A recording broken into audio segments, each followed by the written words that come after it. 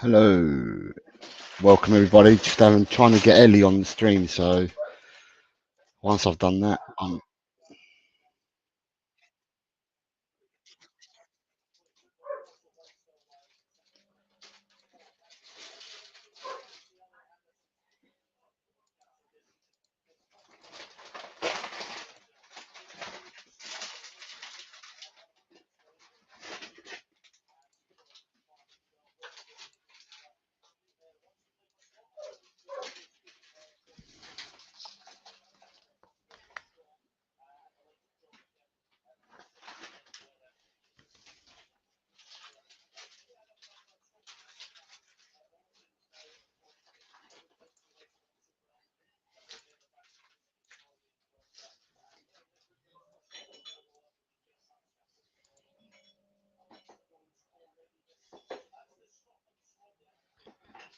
trying to get you on, but it says you need to connect your mic and camera. I've sent you a message, and hopefully we'll get you on. Aye, aye.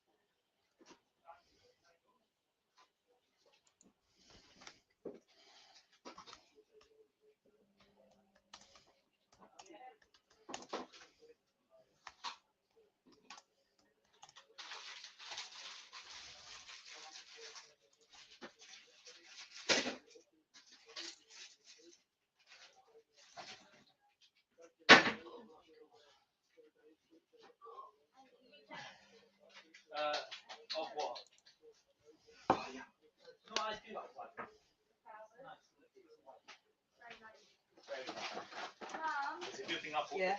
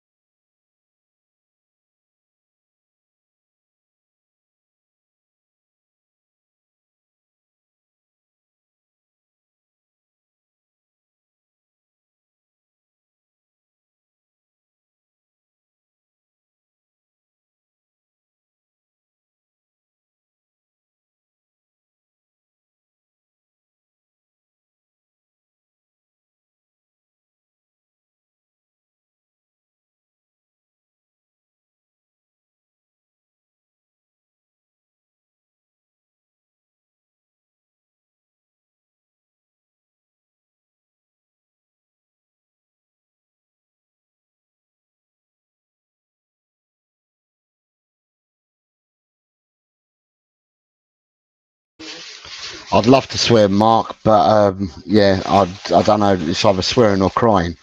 I haven't got a clue where Elly is. It was saying her camera and her mic are not around. It needed her mic and camera on, so I'm trying to get her on. But I don't know where she's gone. But I'm trying to get her on. Hopefully she would join me in a minute. There's no point me starting without Elly, because people find it boring and always want the woman's opinion. So, Elly, where are you? Here we go.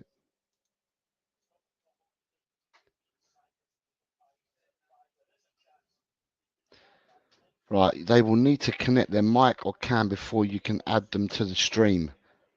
So, Elly, if you're hearing this, it says that your camera and your mic need to be added in order to get you onto the stream.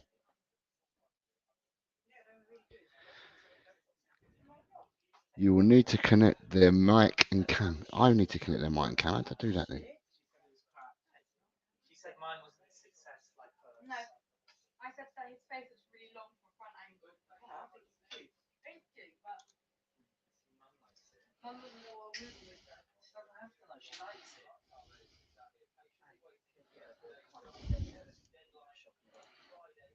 We're gonna have a hurry. Well then. I'm not there. They will need to connect their mic and cam before you can add them to the screen. All right. Oh, stick the cucumber in the fridge. Take that out. And then pop that one. Yeah.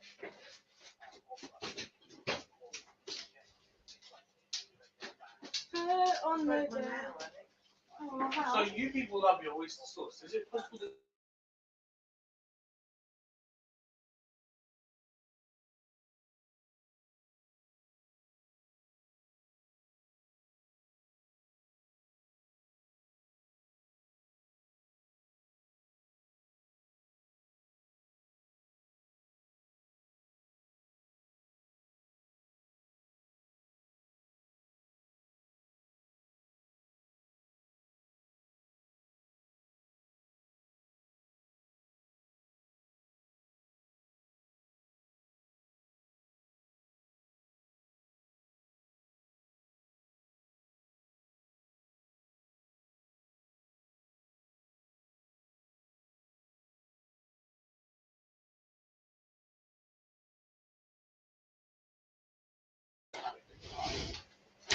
I'd love to beat it with a hammer.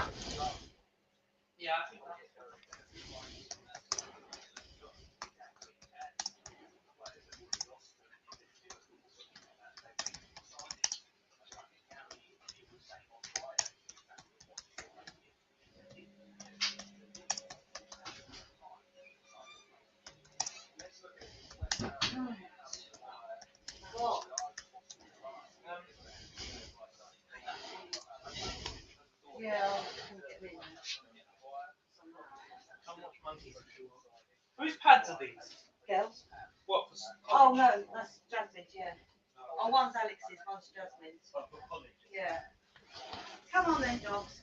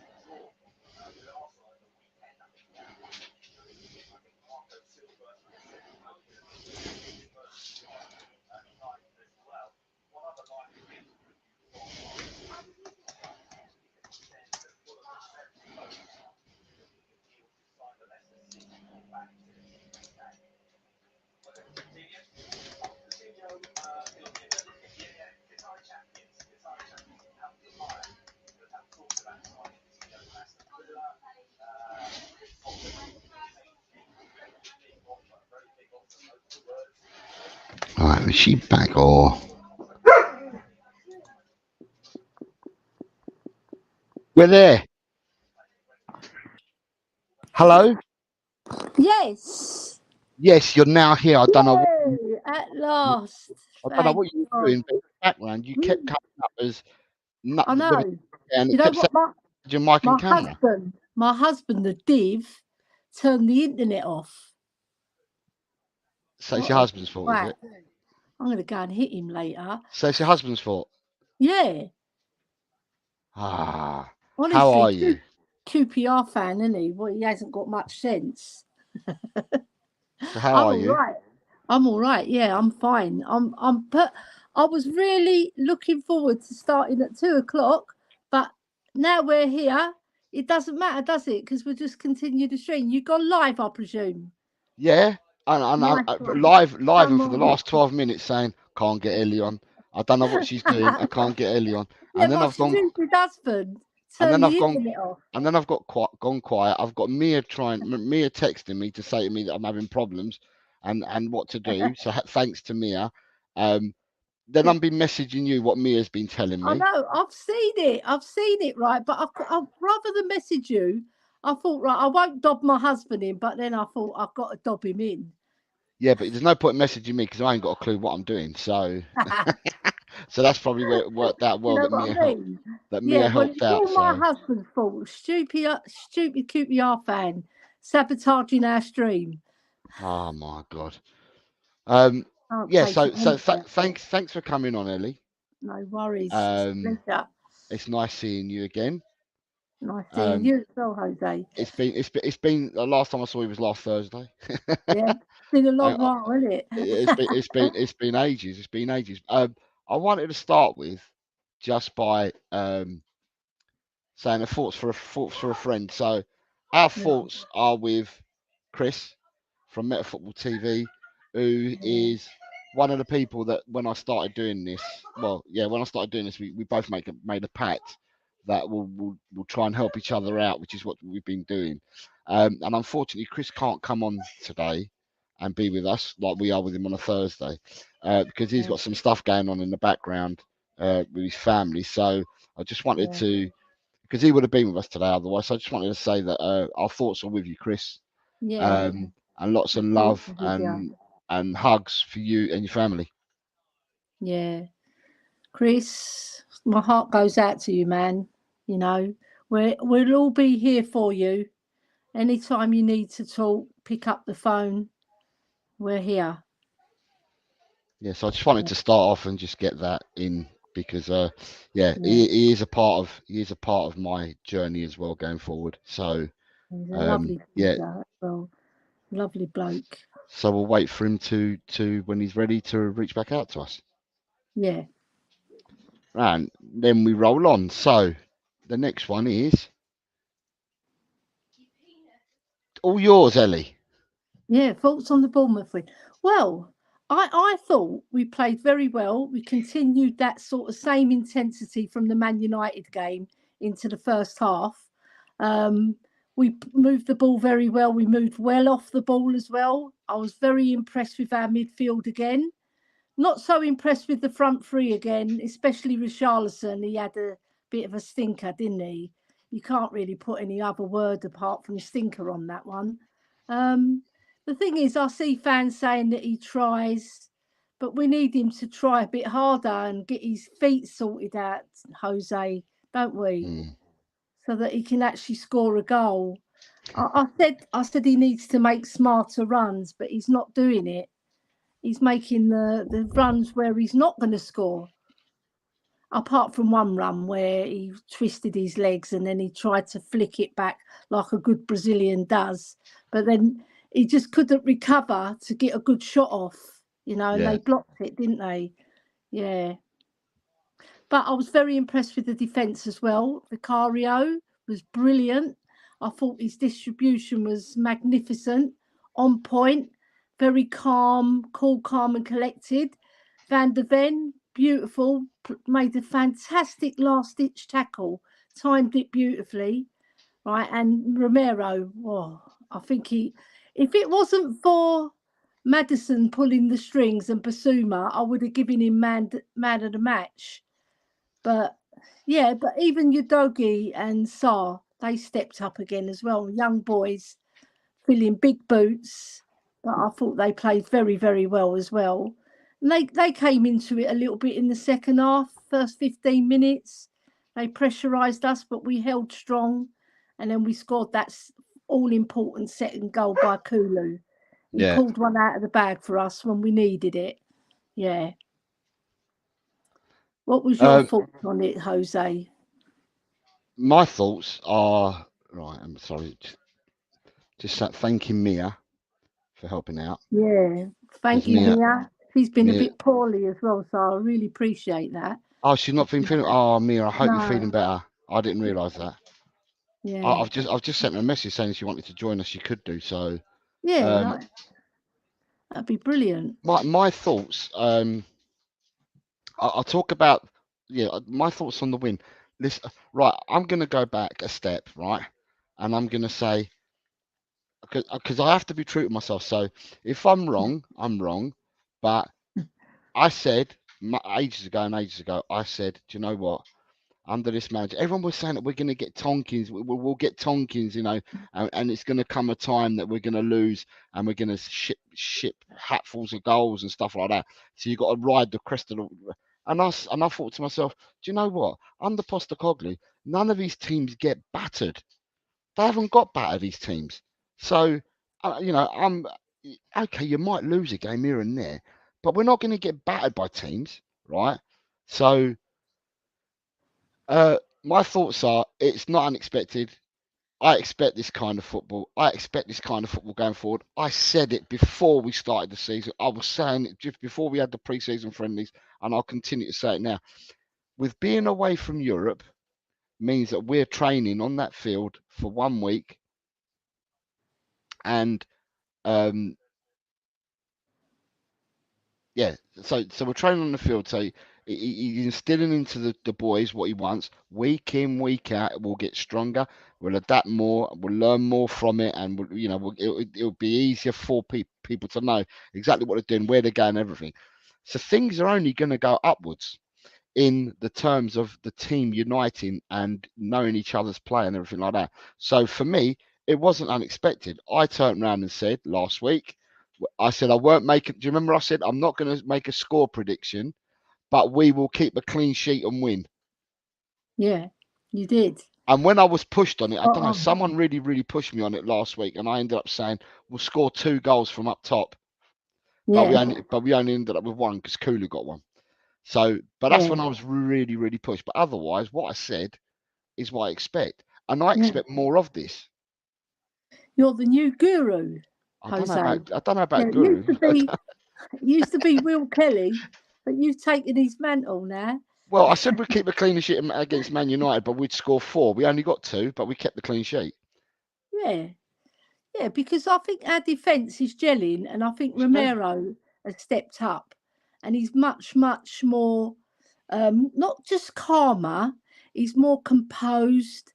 He knows that if he cocks up, he's got Van der Ven watching his back, and he's got Porro who stepped up as well. We must give props to Porro as well because he was shocking defensively under Conte, but now he's slowly moulding him, right? Because I Yeah, think he sees more of a player in Porro than he does in Emerson. He can give you more, especially yeah, going forward, and he can link up with Kulusevski very well, and he's got a good shot on him as well. Not that I'm counting out Emerson completely, because he will get his chance again, but I think Porro just gives you that extra bit of sauce, doesn't he?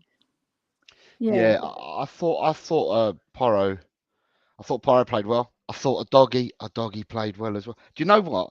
yeah, I've he been did. really impressed with our defence, Yeah, and I said this last week.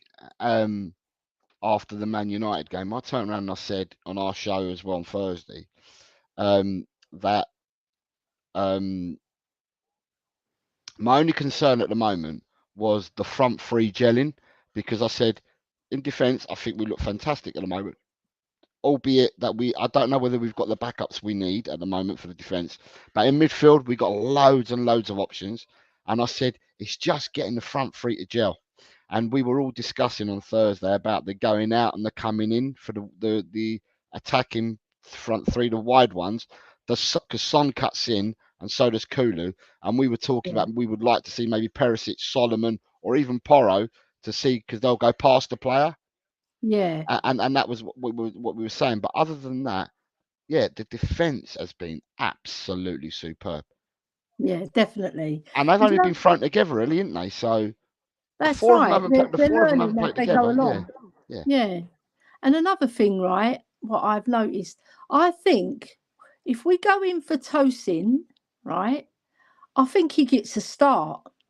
And I think what he'll do, he'll push Udoji up a little bit because he'll put Van der Ven there, yeah, right? So we'll have Tosin, Van der Ven, Romero.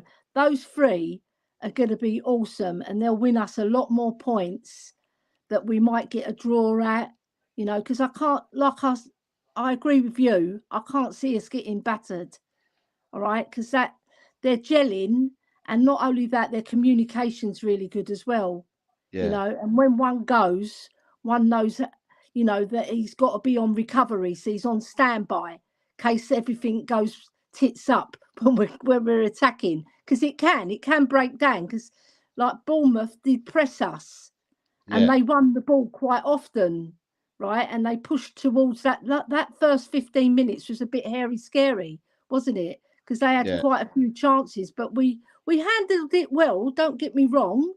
But if they had better finishers, we could have been punished. yeah, So we've got to be wary of that, because there's going to be better teams that we face that will finish those chances. So we're yeah, going to have to outscore the opposition, yeah, which I yeah. can see us doing, because we've got plenty of flair in the team and we've got plenty of power and strength as well. So with the Bournemouth game, then, are you happy? Are you happy with all facets of the game at the moment, or? Yeah, there's still a little bit of teething problems here and there. We can't lie, right? We're not the finished article yet. I mean, the front Nowhere three, near it, nowhere near it. nah, But yeah, right? But we're getting there, and it takes time for a team to gel anyway. But we're getting there, and I like the front three done a lot better than in the Man United game. I'll put my hat on it. They did, and Kulu is getting a lot of criticism, right? Because obviously he's the one who's going to beat a man. But I like it when he, like, I heard Adrian Strocker say 90% of the goals come through the middle. So you don't have to go to the byline and beat your man. You can come inside and pick out a pass, which Kulu is very capable of. And then we've got the stalwarts who come on later on in the game, like Perisic, Højbjerg, and he brought on Skip as well this time. But those are the sort of players you can rely on to seal a game, and they did. So I was very impressed with that. But the front three, I thought they done a lot better. Even Richie done better than he did against Man United, slightly, not much, because he made himself available. And the thing is, he needs to work on it. By now, he should have honed it, shouldn't he, Jose? He should have, but he seems to bounce off him. I feel sorry for him in a way, because you've either got it, or you've either got that touch, or you haven't, and he hasn't. I don't know. You was on a program. I think you was on a program yesterday that I watched. What was you on yesterday, Ellie? I was on Alan's show. I gave him a 3 or 4. No, I gave him a 4. Oh, I no, yeah, I turned off on the numbers, but I think you said this. You did. Was it Alan's show that you were discussing Yeah, I was Richie on as Alan's well? show, and I was also on Irish Hotspur, saying that he needs to make better runs, smarter runs. Yeah. And I So said it that, must have been. It must. I must have saw. Sorry, I must have saw you on Alan's then. when you were Yeah. talking about, you were all talking about Richie, and you were saying about Richie, and I put a comment in there and said, my comment, because I was in and out because I was doing things. So, when you asked for the player ratings, I put all my ratings in, and one of the mods said to me, "Do one by one," and I turned around and said, "But I'm not going to be here for long," and that's about it. Back to you, Alan. And on the comment Nice one. on the comment on Richie, I turned around and said, "But you can't. You can either play football or you can't. It's one of the two. I know. Do you know what I mean?" So he's what, 25, 26. Um, you'd like to think, you'd like to think there's a bit more that he can be coached on. Yeah. But yeah, we play totally different to what Brazil play, the way that Yeah. the Brazil play. Well, I say we do, but he's always for Brazil on the end of things. So he's in the middle and he's on the end of things. And Yeah. I think that's what Postecoglou wants him to do at Tottenham. But it's Yeah. the other players around him playing that way as well. He's But not listening though. He's not listening to what his coach wants, and that's why he's coming off. Because I think he wants him to be an out and out number 9. And like he tries to join the play. I said on the Irish Hotspur, it's not worth passing the ball into him because it bounces off him and we yeah, lose it. And then he tries to track back and he invariably gives the foul away because he's over aggressive. So I think it's better just for Richie just to get in there. Don't bloody make any stupid runs all out. Like he goes round like a blue ass fly, doesn't he? His yeah, job is to score goals, right? The great Jimmy Greaves said it. You don't have to run around like a blue ass fly. You get in there and you score the goals. But what Jimmy Greaves had over him, he could dribble and he could take on a yeah. man, whereas Richie, I think it's nerves as well. A lot of nerves are coming into it and he wants to do well because you see him. I don't agree with fans that said that he was stroppy. I think he was upset at himself because his head dropped.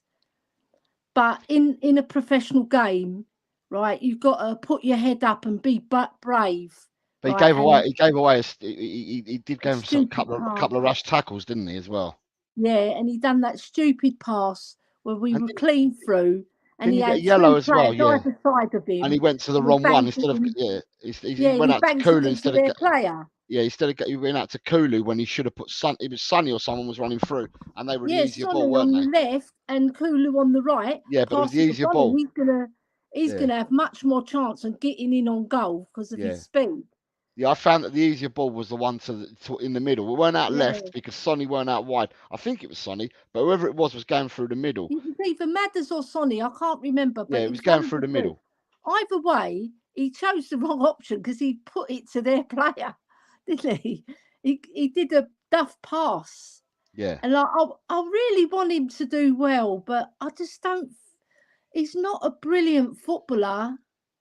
You wouldn't put your house mortgage on him scoring goals this season, like 25, say. You Yeah. wouldn't. If he gets 9 or 10, that would be a miracle as well. If you get But I think nine or ten, Ange you're happy. Postecoglou will lose faith in him. I really do. Yeah, I think he comes across as a chap who won't take. Well, we said this before.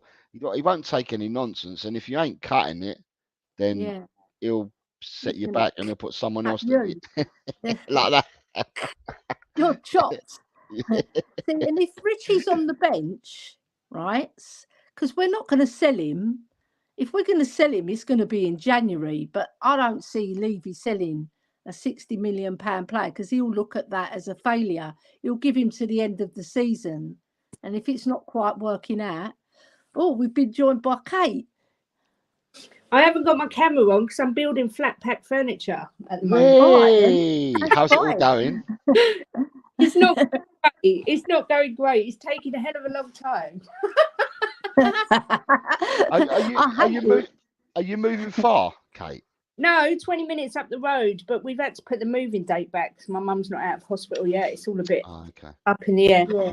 Yeah, don't feel too sorry for her. She's not being very nice at the minute. So, but even so, yeah. So I'm just trying to build our bedside tables. I thought you were going to say I'm just trying to build a bedside manor. Well, can't do anything with that. I can't do anything with that. It's too late. Yeah, don't matter. have you got any? Well, I've heard your thoughts as well, Kate. But have you got any thoughts on the game of Bournemouth, on the Bournemouth win? Yeah, it was a great game and a generally great performance. But Richie is just an absolute joke. He's just an absolute waste of space. For me, he's got to be dropped and kept away from that team straight away. Yeah, I mean, I know That's people I say know he's what you going to mean. shoot his confidence, but we haven't got time for passengers, I'm afraid. No. So for me, I would drop him. What But do you think? Yeah. Obviously, I don't know if you've been hearing us, but what we said, because we had technical issues. Because well, I didn't have technical issues for once. It was Elly, so I'm all right. Yeah, my I'm not stupid the culprit husband. this time. Kate, my stupid husband turned the internet off. What a div.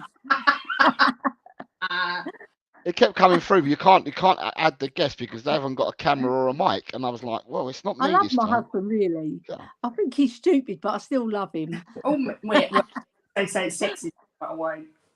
No. Get So in trouble, Kate. looking at the Bournemouth game, then, right? What do you think of the defence, Kate? Oh, do you know what? I can't gush enough about our defence at the minute. I thought they were magnificent. I think Van der Ven looks like he's played for us for like 3 seasons, and him and Romero already have got this brilliant partnership. I thought Romero was outstanding. I mean, I had a row with Dan and Jay yesterday because they gave him an 8, and for me, he can't be anything but a 9. He got 97.3% pass completion rate, and only lost the ball once out of 37 passes. He was a nigh on flawless performance, and how you can give him an 8 out of 10, for me, he was sensational. Udogie looks incredible, and Porro is doing a great job as well. So I can't gush about him enough. It was the one area everyone was worried about, and we look like we're flying. Yeah, because that's exactly what I said. At the end of the day, it's amazing what coaching does, doesn't it? Exactly. Being a coach and what coaching does, because we were all worried, and I'll speak here collectively for the three of us. I think that the three of us, along with the rest of our fan base, were all worried that we had Emerson who can defend Yeah. and Porro who can't. Emerson who can't attack, Porro who can. But Yeah. the style of play that Ange wants, he's coaching. Obviously, he's coaching Porro, but and coaching Udogie, coaching Van der Ven, and he's coaching Romero. The 4 of these haven't played together. Even with the 2 new signings, even Porro and Romero hadn't played that much together because the preference was always Emerson and Romero. Yeah. Under Conte, yeah, it was. Jim just looked up to heaven. He said, "Are you on a stream?" Because unlike him, I can multitask, and he's trying to build a bed with William, and it's taking a lifetime. Hello, Jim. Hello, William. They're busy. Build that bed. 40 bits to it. There's 240 bits. No. You know what? My husband's really good at that. I'll send him over because he's not good with the internet. But he's good with riddles and puzzles, is he? Yeah. He was a mechanic, so he knows all these stuff, you know. He's good at assembling. Yeah, but no, I agree. I mean, when you think Ange has only been there a matter of weeks, it's phenomenal what he's done already. Absolutely phenomenal. Do you think, because we were talking about this earlier, and when Elly asked me my thoughts, because she went first and then asked me my thoughts, I hark back to a lot of people saying that we're going to take batterings, and I keep saying, and I've said for ages, but Ange has never taken batterings wherever he's gone. So why would I expect to take batterings? And I'm saying it as in plural because people are saying, wait, we're going to get really tonked by some teams here. I don't think we're going to get tonked by teams. I really don't. But and I said this before we started the season. I don't think we will get tonked by teams. Well, what concerns me is we're one injury away from being back to being pretty crap. If you take out, if say VDV and Romero got a knock, yeah, bring in Davis, and I'm not even going to say the name of Dyer, but do you know what I mean? There's no strength in depth. Our first team squad are brilliant, but if there's injuries, we're in trouble big time. Yeah, we are. But if we can keep our fitness out, no, I can't see us getting tonked because for every one they score, we can score one. Yeah, and also, Kate, would you agree, right? if that does happen, that scenario, that nightmare happens, Yeah. right? I think we've got enough in our midfield, and if we get a striker in January, this window, I think we can outscore teams Yeah. and outplay them. So we've got to rely on that, but it won't be every single game. That's the problem, because there's going to be better teams that we face. Like Man United didn't really give us that much trouble, apart from the first 15, 20 minutes of the first half. They did trouble us a little bit, but I think we're better than most teams. And our midfield, I would put my hat on it. We've got the best midfield in the league. We're definitely one of the best. There's no doubt about it. Yeah, I would say we've got the best, because we've got Basuma who's playing out of his skin. We've got Madders who's pulling strings here, there, and everywhere. And then you've got Sarr, but you've also got Udogie and Porro as inverted midfielders who are helping. So that is a very, very strong base. And I'm really hopeful that we're going to have a really good season. And I just hope that we do keep that defence, because we're going to have much more joy with the results if we keep them fit. You know, they don't get any injuries, but you don't know in football what's going to happen, do you? What we've got now is we've got speed in key areas. We've got speed from the back and speed in the midfield. I mean, our players are running around like crazy. I know. But so we've got a lot of speed in transition, is what you're saying, haven't we? Yeah. We move the ball very quickly as well, because you can have the speed, but if you don't move the ball quickly and you move off the ball quickly, it just goes to nothing. So you've got to have clever players, and we've got those clever players. And they're ballers as well. I think it's early to say that we're not going to get tonked, or, I saw someone this morning say no one scares us. We shouldn't be frightened of anyone, because people haven't found their feet yet. Arsenal are going to kick in. Liverpool are kick in. I mean, they got that win yesterday. Man United are going to get better. So I think we will get obviously some beatings, because we're not challenging. But we're going to get better as well, Kate, surely. Well, I don't know. It depends what we do in the transfer business. If we're going to bring in Brennan Johnson, I'm not sure. I haven't touched upon what we're going to do later on this week yet, because you said a few things that I'm going to touch on that will obviously be one of the topics I'm talking about after. But I agree with a lot that's been said. But do you know what, Kate and Ellie? I've watched this play, and that's what, 3 games in, so 3 weeks in. I'm just talking about the Premiership. 3 games, 3 weeks in. You've got Arsenal, who've been settled for a season already. Although they've made a couple of signings, they're still been settled for a season. Man United made a couple of signings, but they've been settled. The squad that they've got. Liverpool settled, well, apart from their midfield, but they've got a settled base, defence and attack. You've got Man City settled base, Newcastle settled base. All these teams have got settled bases. The only people that are playing totally different football to what we did last season is Tottenham. Everyone else is lining up playing a similar type of brand that they played the season before. So, I fear nobody, and I really honestly do not fear anybody. I watched Man City play Sheffield United yesterday, and the ball possession and the transition and stuff like that, I was watching it, and we're playing football like they do. The only thing is, I'd think that our build-up play from our midfield 3 is probably quicker than their 3 that they've got in midfield, the build-up play. But the same, we're playing similar type of football. I watched Liverpool play. Okay, they are going to get better. I'm not going to doubt it. You'd like to think that everyone's going to improve, but I've not seen anything out there to scare me. I haven't. No, that's what Jim said, but I'm scared to say, because I think it'll end up biting us on the bottom. Do you think so? Yeah, I do, yeah. Okay, so if I turn around and said, Ellie, if I said to you, right, before the start of the season, when you looked at the first 3 games, right, how many points did you think we were going to get before we kicked the ball against Brentford? When you looked at the first 3 games of the season, how many points did you think we were going to get? I thought we were going to have about 5. That's what I thought we would have. I thought we were going to draw against Brentford, right? Draw against Man United, and beat Bournemouth. And what about you, Kate? I would have said 4. You want to know the truth? I would have thought we'd get beat by United, draw at Brentford, and beat Bournemouth. So for both of you then to actually be on 7 points, we're ahead of where we thought. Yeah. Then. Okay.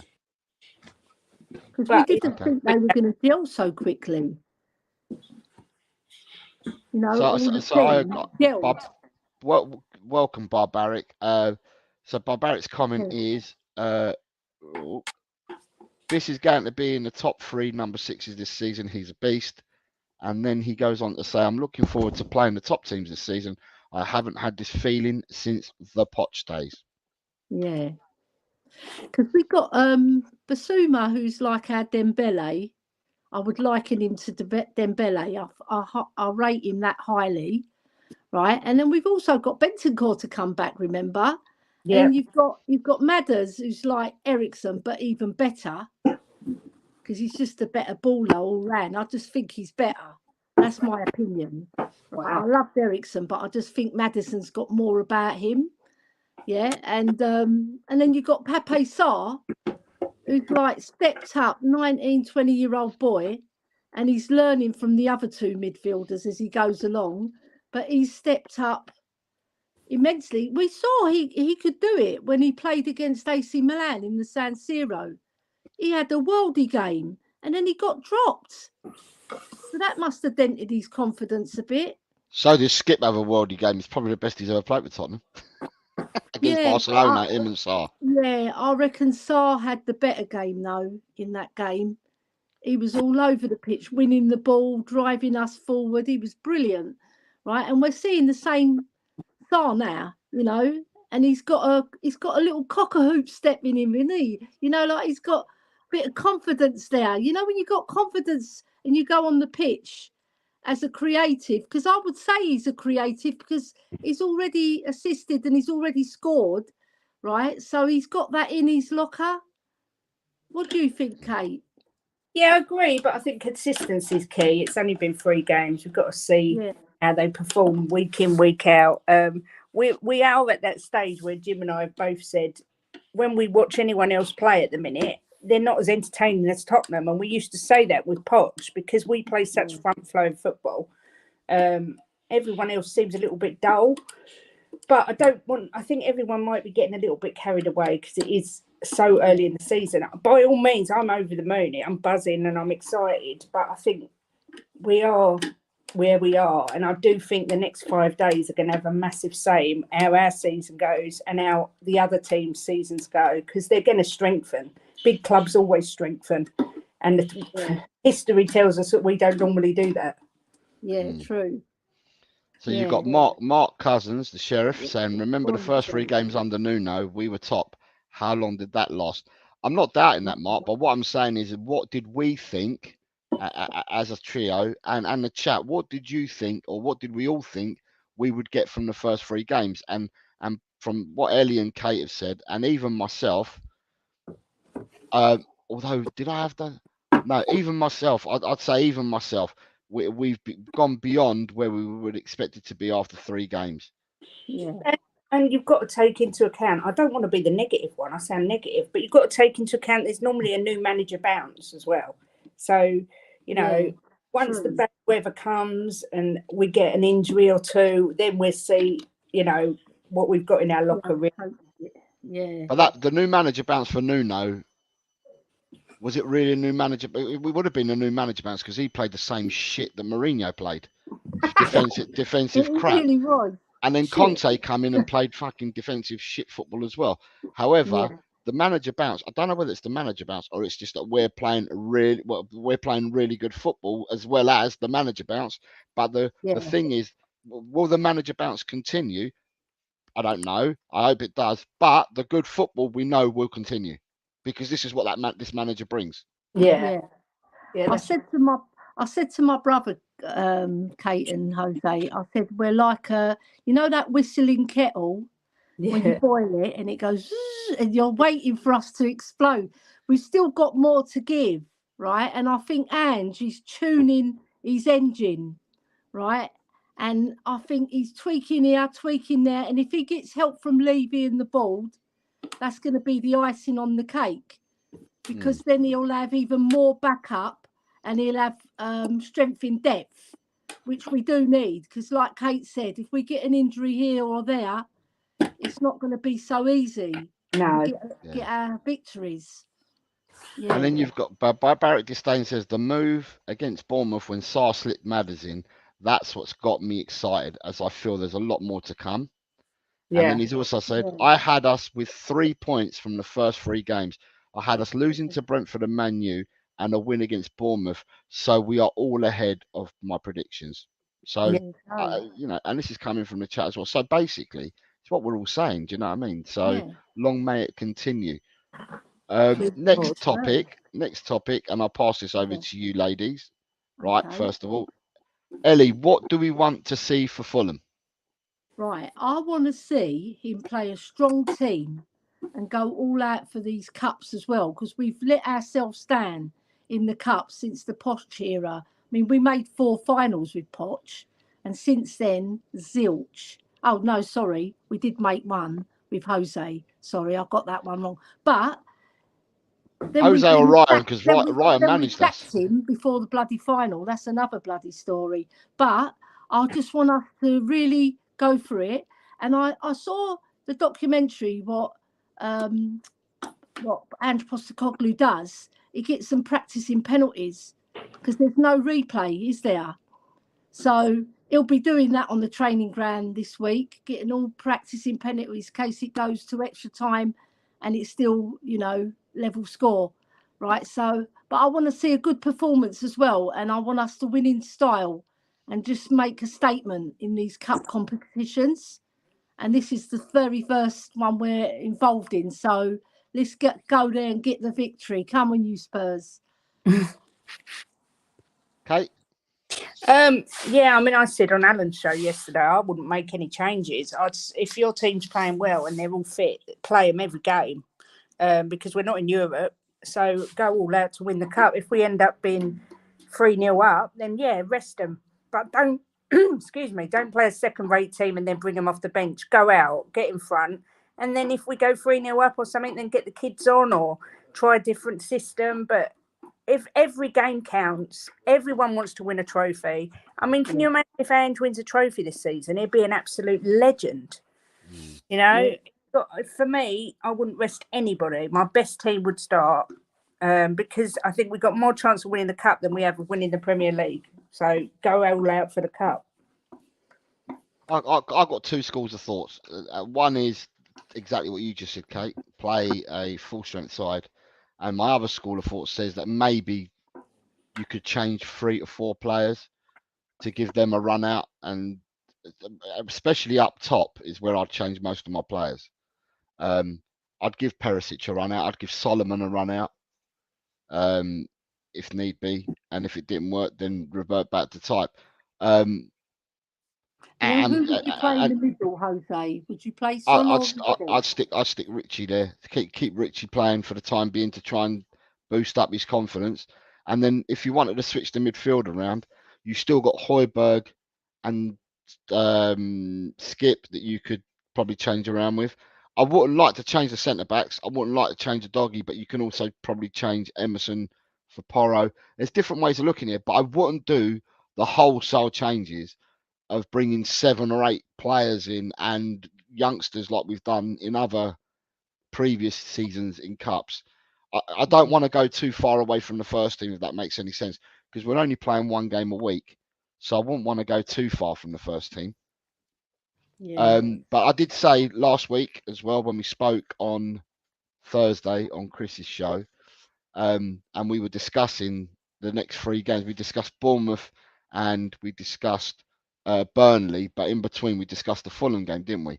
And I turned around, and this is prior to Fulham playing Arsenal, obviously because we spoke Thursday. And I turned around and I said, watching Fulham for the first 2 games, I think Silva's at a crossroads. I think they might struggle, and they look like they're struggling at the moment, and they might struggle. And Silva's got to make a decision. Does he concentrate on the Premiership to make them finish as high as possible and not be in a dogfight? And then also that we're at a crossroads as well with Ange, because we want trophies. We want Ange to do well. We want Ange to win the cup and all that. So it'd be interesting to see what sides are actually put out tomorrow night. and that's what I'd said last week. Yeah. The only thing I disagree with you is, Jose, I wouldn't drop our captain, Sonny.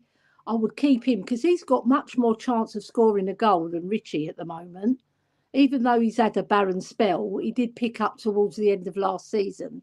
And I think it'll be a dent on Sonny if you put him on the bench and you put Richie ahead of him. Just my own personal opinion. I just think Sonny has got more chance of scoring if he plays that Richie role. And then you Yeah. bring in Perisic, and then if you drop Kulu and put Solomon on the right, that's not too bad a shout. I wouldn't have Richie anywhere near it. You know what I mean? It's like, what's he going to do for you? Solly down the middle for me with Perisic and Solomon maybe, and Richie on the bench. I think Richie needs some time away because he's started to get petulant. And if he gets sent off, the hate he's going to get is going to be even harder to take than the criticism he's getting now. So for me, I might sound savage, but I'd bench him.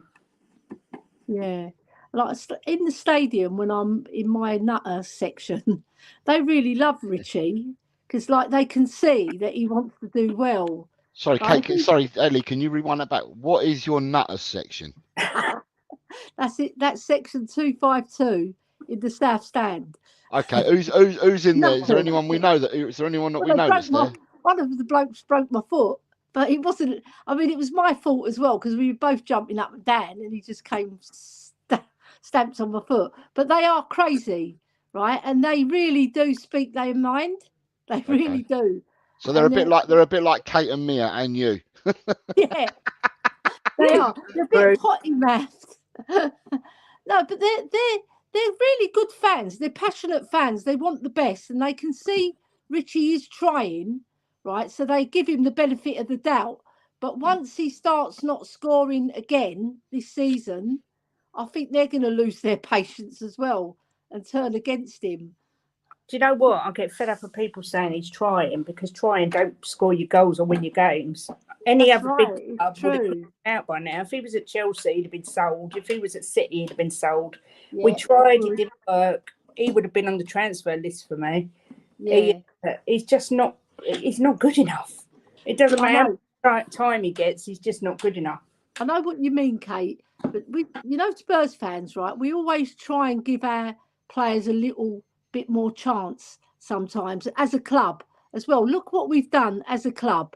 We hold on to players. That's why we have years. Right, we shouldn't be doing it. I know what you mean about Richarlison. He should have been sold. He should have. He's not good enough. Right, so I've got Barbaric Disdain saying, I want to see Fulham buying Dyer today so he plays against us tomorrow night. We got Totspur saying, big up Jose, Ellie and Kate and the chat. Treble is still on. Let's go. Early days, but who cares? Let a supporter dream. Which I totally agree. Triple still on. Mark Cousins is saying, what is this trophy thing Kate is speaking of? And then Mark. Further down, Mark's next comment is, was it a bit rough in 252? Ellie was the ringleader. Do you know what? I have got a bit of a potty mouth when I go to football. I really have. But really? I'll give it to them because they deserve to be given it, you know. If you're playing well, you're going to get praise from me. But if you're bloody playing rubbish, I'm not going to say, oh, well done, and be happy clappy. No way. Right. Next, so that's Fulham. Right. Now, what's to come before the end of the week? Oh, probably nothing. Really? Do you not think there'll be any outgoings or incomings? I keep saying yes, I do, but part of me's losing the will to live over it. Because today I saw we've been linked with Fati or Fati, whatever his name is. Ansu Fati from Barca. And Clement Longley again. Oh, no. Longley's actually been given a squad number for this season, which he hadn't in the previous two, I believe. But he has now been given a squad number for this season. For us?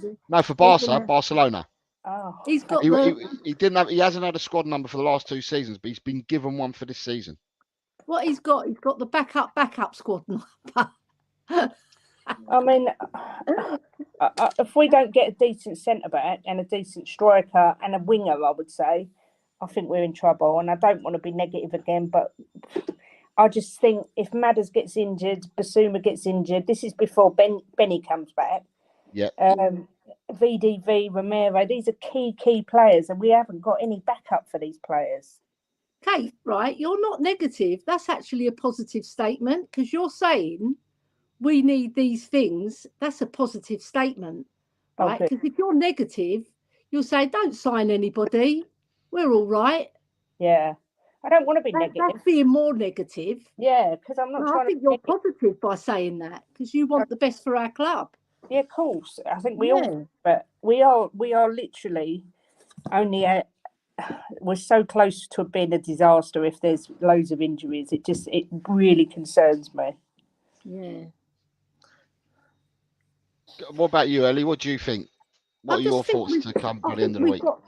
I think we got different type of players to pull it out the bag this time round because we've got Basuma, who wasn't even played really by Conte or anyone else after him. It's like a disaster. And I don't know what the boy did to deserve that, but he didn't deserve it because he's a talented footballer. We saw it at Brighton. That's why we put 25, 30 mil down on the table and that we got him cheap. When you look at him now, he's like at least 60, 70 million pound player now.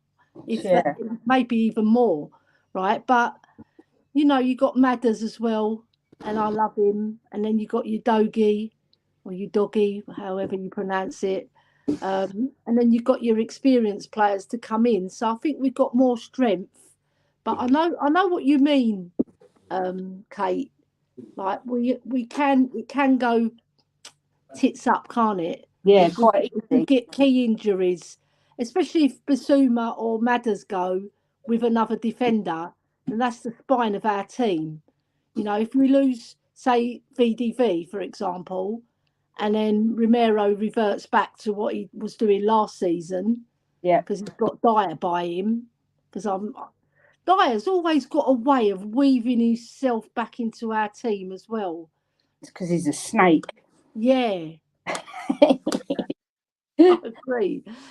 That's what they call him worse in my section 252, but I won't go there. But yeah, I get your point. But I think we've got more about us to maybe, you know, do better. Yeah. Did under Conte, because we're more offensive as well. We're not doing this, you know, let them come on us and then we counter attack. Nah, we're not doing that anymore, thank God. I do trust in Ange 100%, but I can't see how Brendan Johnson's the answer. But what do I know? There must be something he sees in him. He's pacey, but his ball possession and his passing is bog standard, really. Maybe he sees the player there because of his speed, because he can beat a player and he score goals. He does score goals. I think he got 10 in all competitions last year, and then they put him on loan. I saw they put him on loan. Brendan Johnson. He wasn't on loan last year. He played the whole season. Not last year. The year before, they put him on loan. And I think, I can't remember the team he was put on loan, but it was a low team. Yeah. Well, there's loads of. We'll have to go with it, won't we? There's loads of conspiracy theories out there about what we are and what we're not going to do. So you've got, right, so hold on, we've got Barbaric Disdain is agreeing. He says we're one injury away from disaster. He then says we definitely need a centre-back and a fox in the box. Yeah, and Tot Spurs is saying centre-back, a number 9 and a right winger needed for now. But we'll probably be lucky to see one come in. Yeah, because I think Chelsea are going for Vlahovic, aren't they?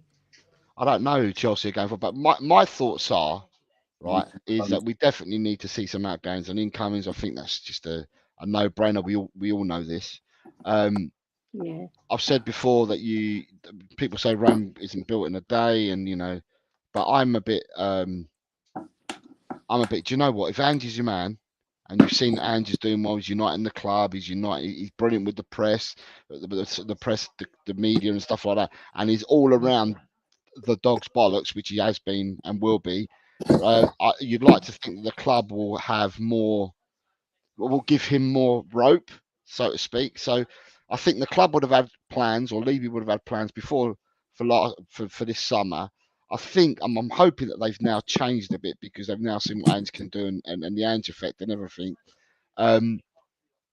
We're linked to like everybody in the world.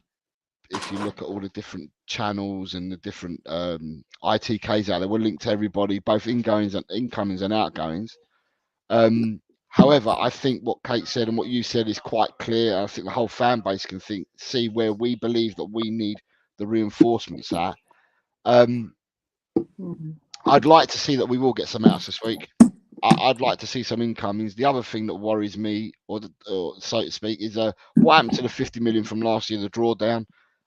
If we're in financial fair play and we can spend up to 400, 500 million, can't we just have that little bit more dangerous and adventurous in the market and spend that little bit more now? Because I'd rather get most of his or a lot of his build done now of what he wants than have to wait till, because then it gives you less to do next summer, so to speak, and in the winter transfer window. What's interesting for me, I hear what you both say about Richie, and there was at the start, at the beginning, Ancelotti, it was to and fro whether he'd leave Madrid and go to become the national selector of Brazil, which he hasn't done. He's still at Madrid. He likes Richarlison, but I just hope he likes him at that bit more, because if he likes him that bit more, they're playing without a number 9 at the moment. And they're not going to get Mbappe now. Mbappe's not going nowhere this summer. No. In the next 4 days, Mbappe ain't going to Real Madrid because he signed. I've heard along the lines that he signed another contract with PSG. Yeah.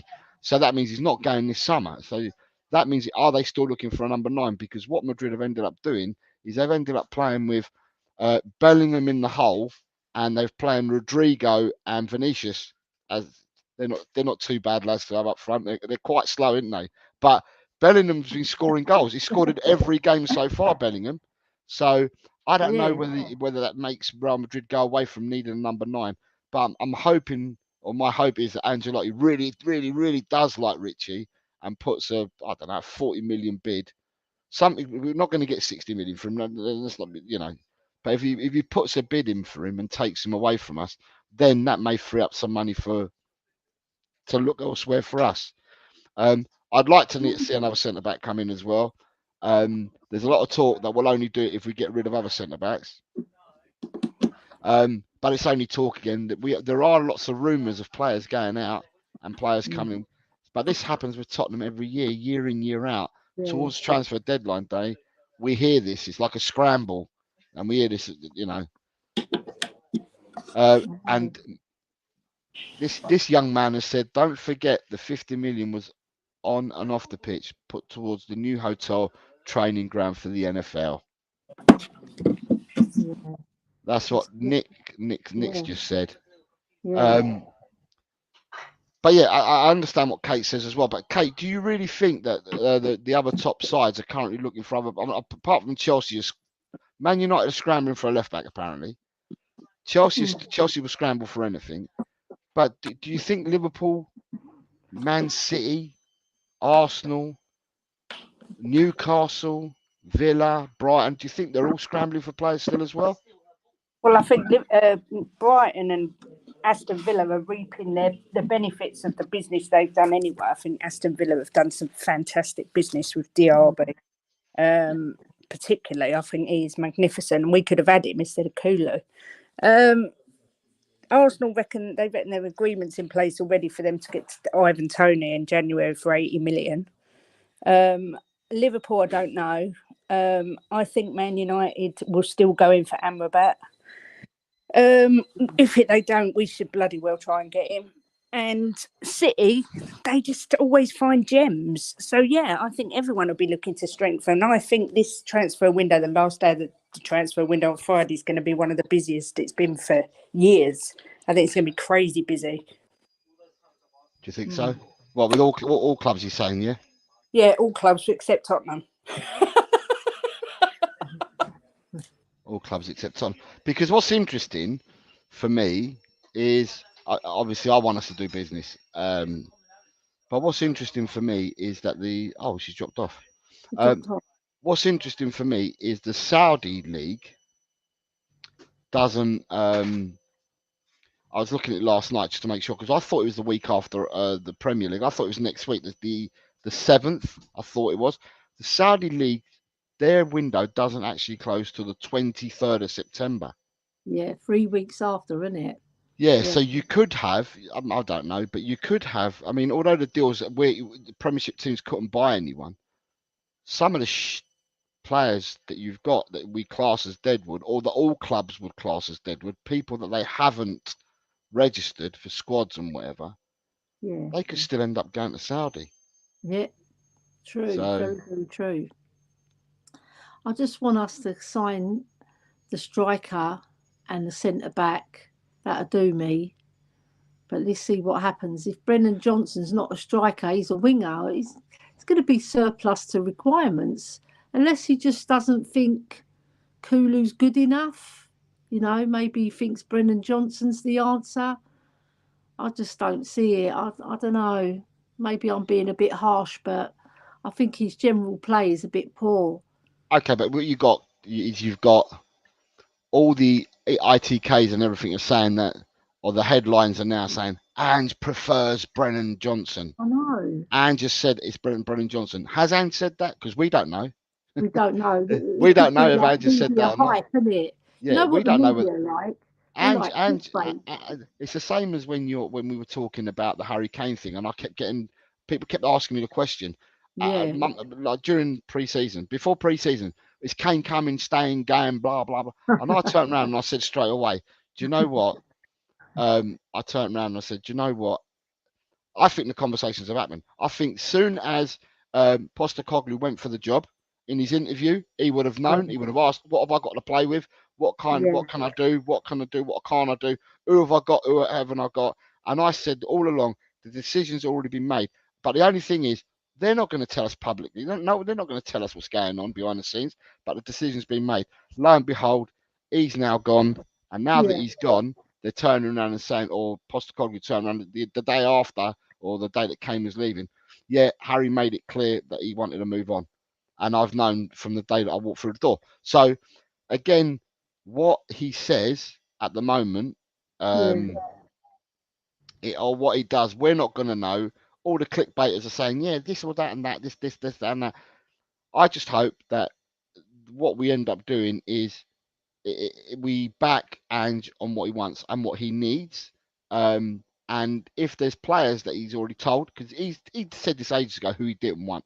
He's already told the people, made it clear who he doesn't want.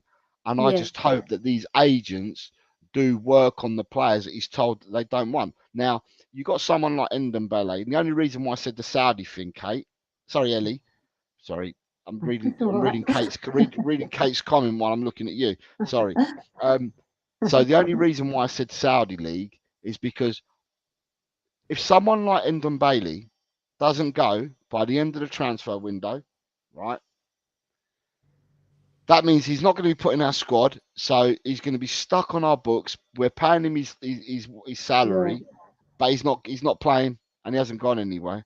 That's where I'm thinking to myself that these further 3 weeks that the Saudi league's open, they're going to come and buy players, I reckon, from the leagues of players that haven't been registered, and I'm hoping that Ndombele is going to be one of them. So if he doesn't go by hook or by crook by the end of the week, I'm hoping that he's one of these players that if he did want to stick around like a sore thumb, I'm hoping he's one of the players that get picked up. And even if he gets picked up for peanuts, for like, I don't know, I'd accept a 5 million offer from Saudi just as long as we get him off the books, his salary off the books. And then you can save that money and invest that money if you have to go again in the winter, or save that towards what you want to do for next summer.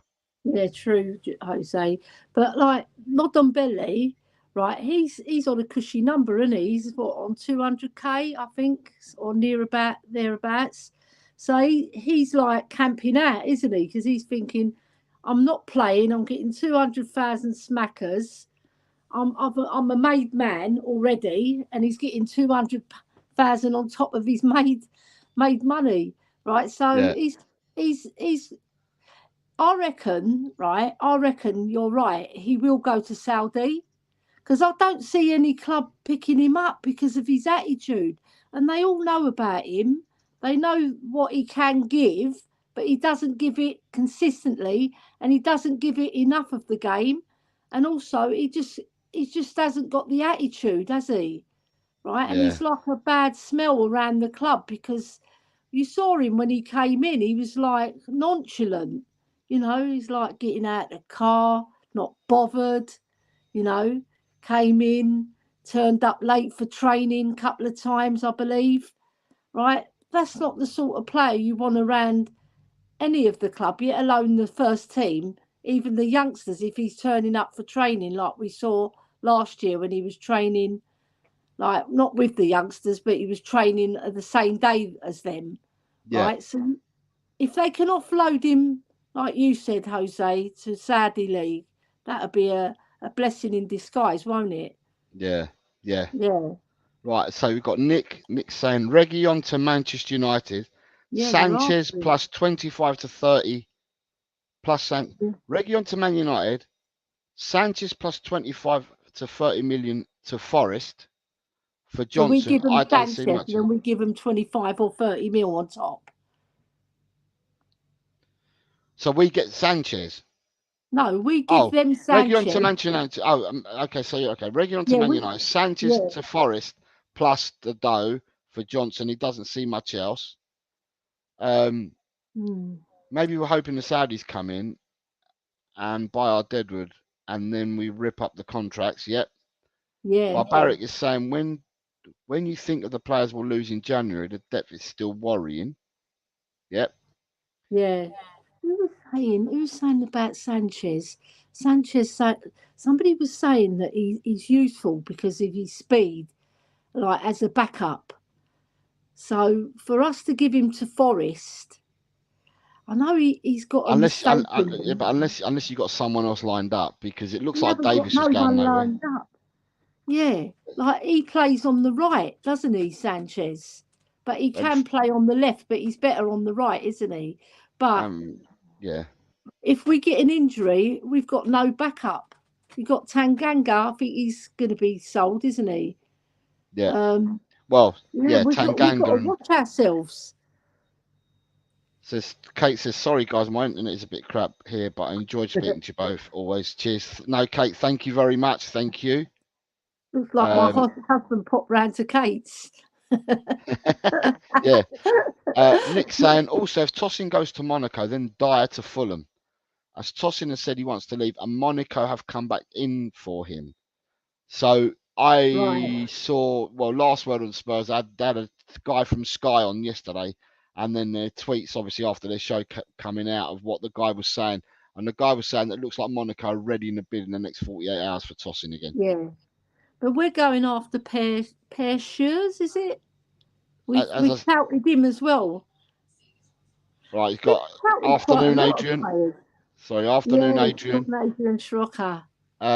Nick saying to Barbaric that only 4 games, 2 FA Cup, 2 League, unless we get to semi-final of the Carabao Cup. Mile Next High week, Hotspur, there. big up homies, 3 massive points. So I'm Yeah. presuming he spoke about Bournemouth. Yeah. Hotspur saying, ain't there a Turkish club interested in Tungay? Well, if we believe all the clickbaiters, Galatasaray or Fenerbahce, they're the 2 big ones, aren't they? if we believe them, there's a few that have come in for Sanchez and for Endon Bailey. Yeah. Mark Cousin says £200 per week is a lot of Mackies. You can trust Really Mark. is.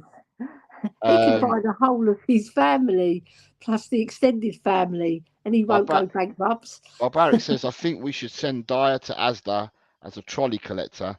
They have the same turning circle, to be honest. That is very true. I've heard that in my section as well. Sup top Spurs, words. I'm doing okay, mate. Stoked with the result. Lovely performance by our team. And there's a bit of chitter and chatter in between. Right, what I will say is I didn't know that the Hippie Hotspur was doing a call-in show last night. It's probably the first time he's done it because he doesn't normally do them, but he done it last night and I saw it. this Like a morning, big quite bit. late on this morning. So Bit. he must have done it about 11 o'clock, midnight, 1 o'clock in the morning last night. Yeah. And he had only one person, bless him, come on, but he had no one at the start watching it, and he streamed it for 2 hours. He had no one at the start, and he said, "Oh, if no one comes on," he goes, "I'll probably end up the stream soon."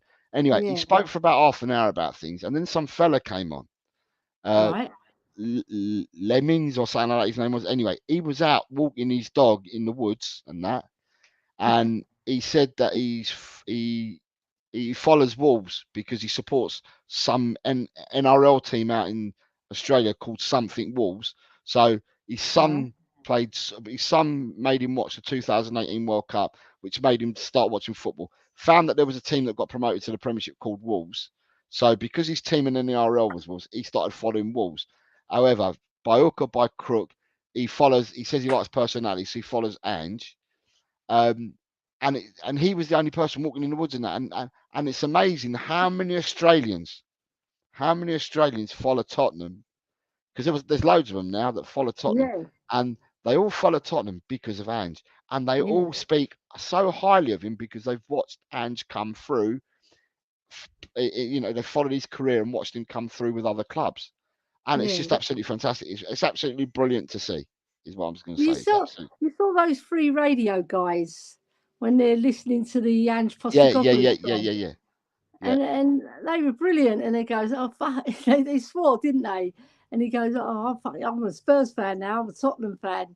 That was brilliant. And then Robbie Williams comes out with the song as well. It's like magic. It's like there's a whole new interest in Tottenham, because we've got Ange there, but we're playing really good football as well. So people are buying into it. And like Ange is the figurehead, isn't he? He's the one pulling all the strings for us and making Yeah, it happen. but it's just fantastic. We're getting supporters. Yeah, I mean, imagine that. I mean, okay, we did go to Australia and we played one friendly out there, but we yeah, didn't really have to go to Australia and play a friendly because the Australians are all on board because of Ange anyway. yeah, So, and I'll tell you what, if we continue on an upward trajectory and we continue to play good football and we continue to get the results, which I don't see why we shouldn't, I think that there's going to be Ange will get his own little 5 minute slot on their news every day of the week or every week that we play. yeah.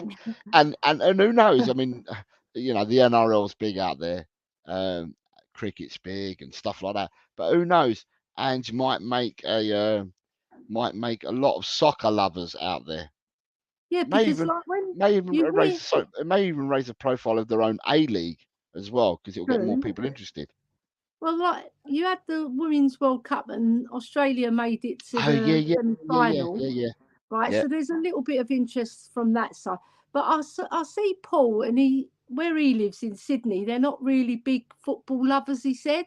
But I think in Melbourne they more because when my daughter went over there, she said they have got a lot of crazy ass football fans, who follow the English leagues as well.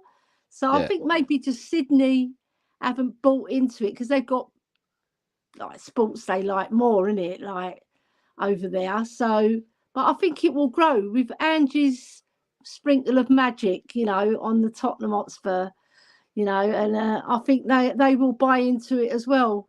Yeah, yeah, I just I just hope I just hope we win something this season because I'm from Tottenham as well, right? And I go past that town hall and I look up at it and I've got all these brilliant memories of going there with my family, Jose, and celebrating cup victories, and seeing the team so joyous come with their bus and then they go on the balcony and they lift the cup up and they have their little banquet. And if you're lucky, you get invited in as a local just to be with the players.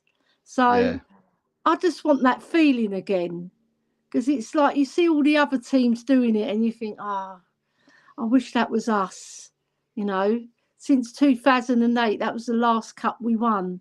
And it's a bad indictment on the board as well because they haven't pushed us that extra little mile. My brother's very clever, right? He goes, Levy just does enough to make us relevant, he yeah, said. It doesn't push us that extra mile.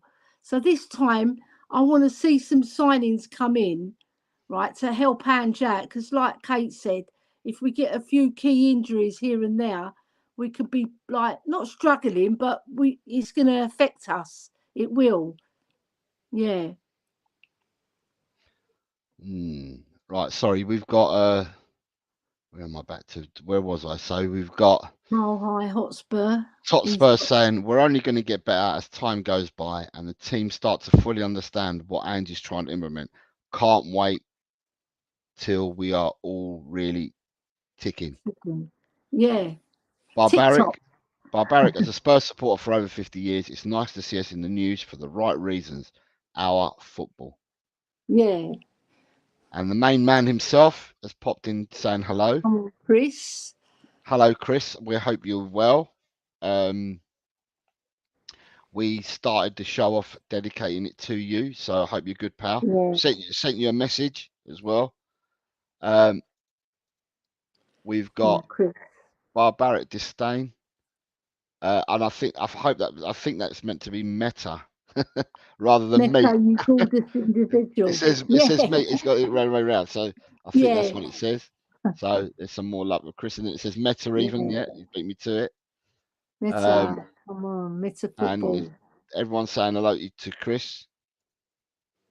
Yeah, and saying hello to each other. He's gone over 100 subscribers now, so he's really happy about that. He's done well. Yeah, he's done well. He does really good shorts as well. He certainly does. I like the way he does his shorts. He's very cool. He goes, hello, Chris. I met a football here. Chris, he's really cool. Chris met a football TV here. Yeah. He's quite quietly spoken, and then he gets animated throughout the talk, you know, because he gets more passionate about what he's talking about. Yeah. There he is. Yes, Chris. We were just talking about the way you do your little shorts. We love them. My little shorts, the ones I wear when I do my little dance. Yeah. Oh my God. How's everyone? Yeah, well, we're good. Yourself, sir? Just woke up, a bit tired, but I'm fine. Yeah. Yeah. Not bad. Like, are you lying in bed? Are you up? Want to come along? Yeah. So we got Chris saying, sorry, Barbaric saying to Chris in shorts now. That is exciting. So Chris, you got a date? No, yeah, with myself. If you've only just woken up, what we did, Chris, the first banner of the show was dedicated to you. Why is that then?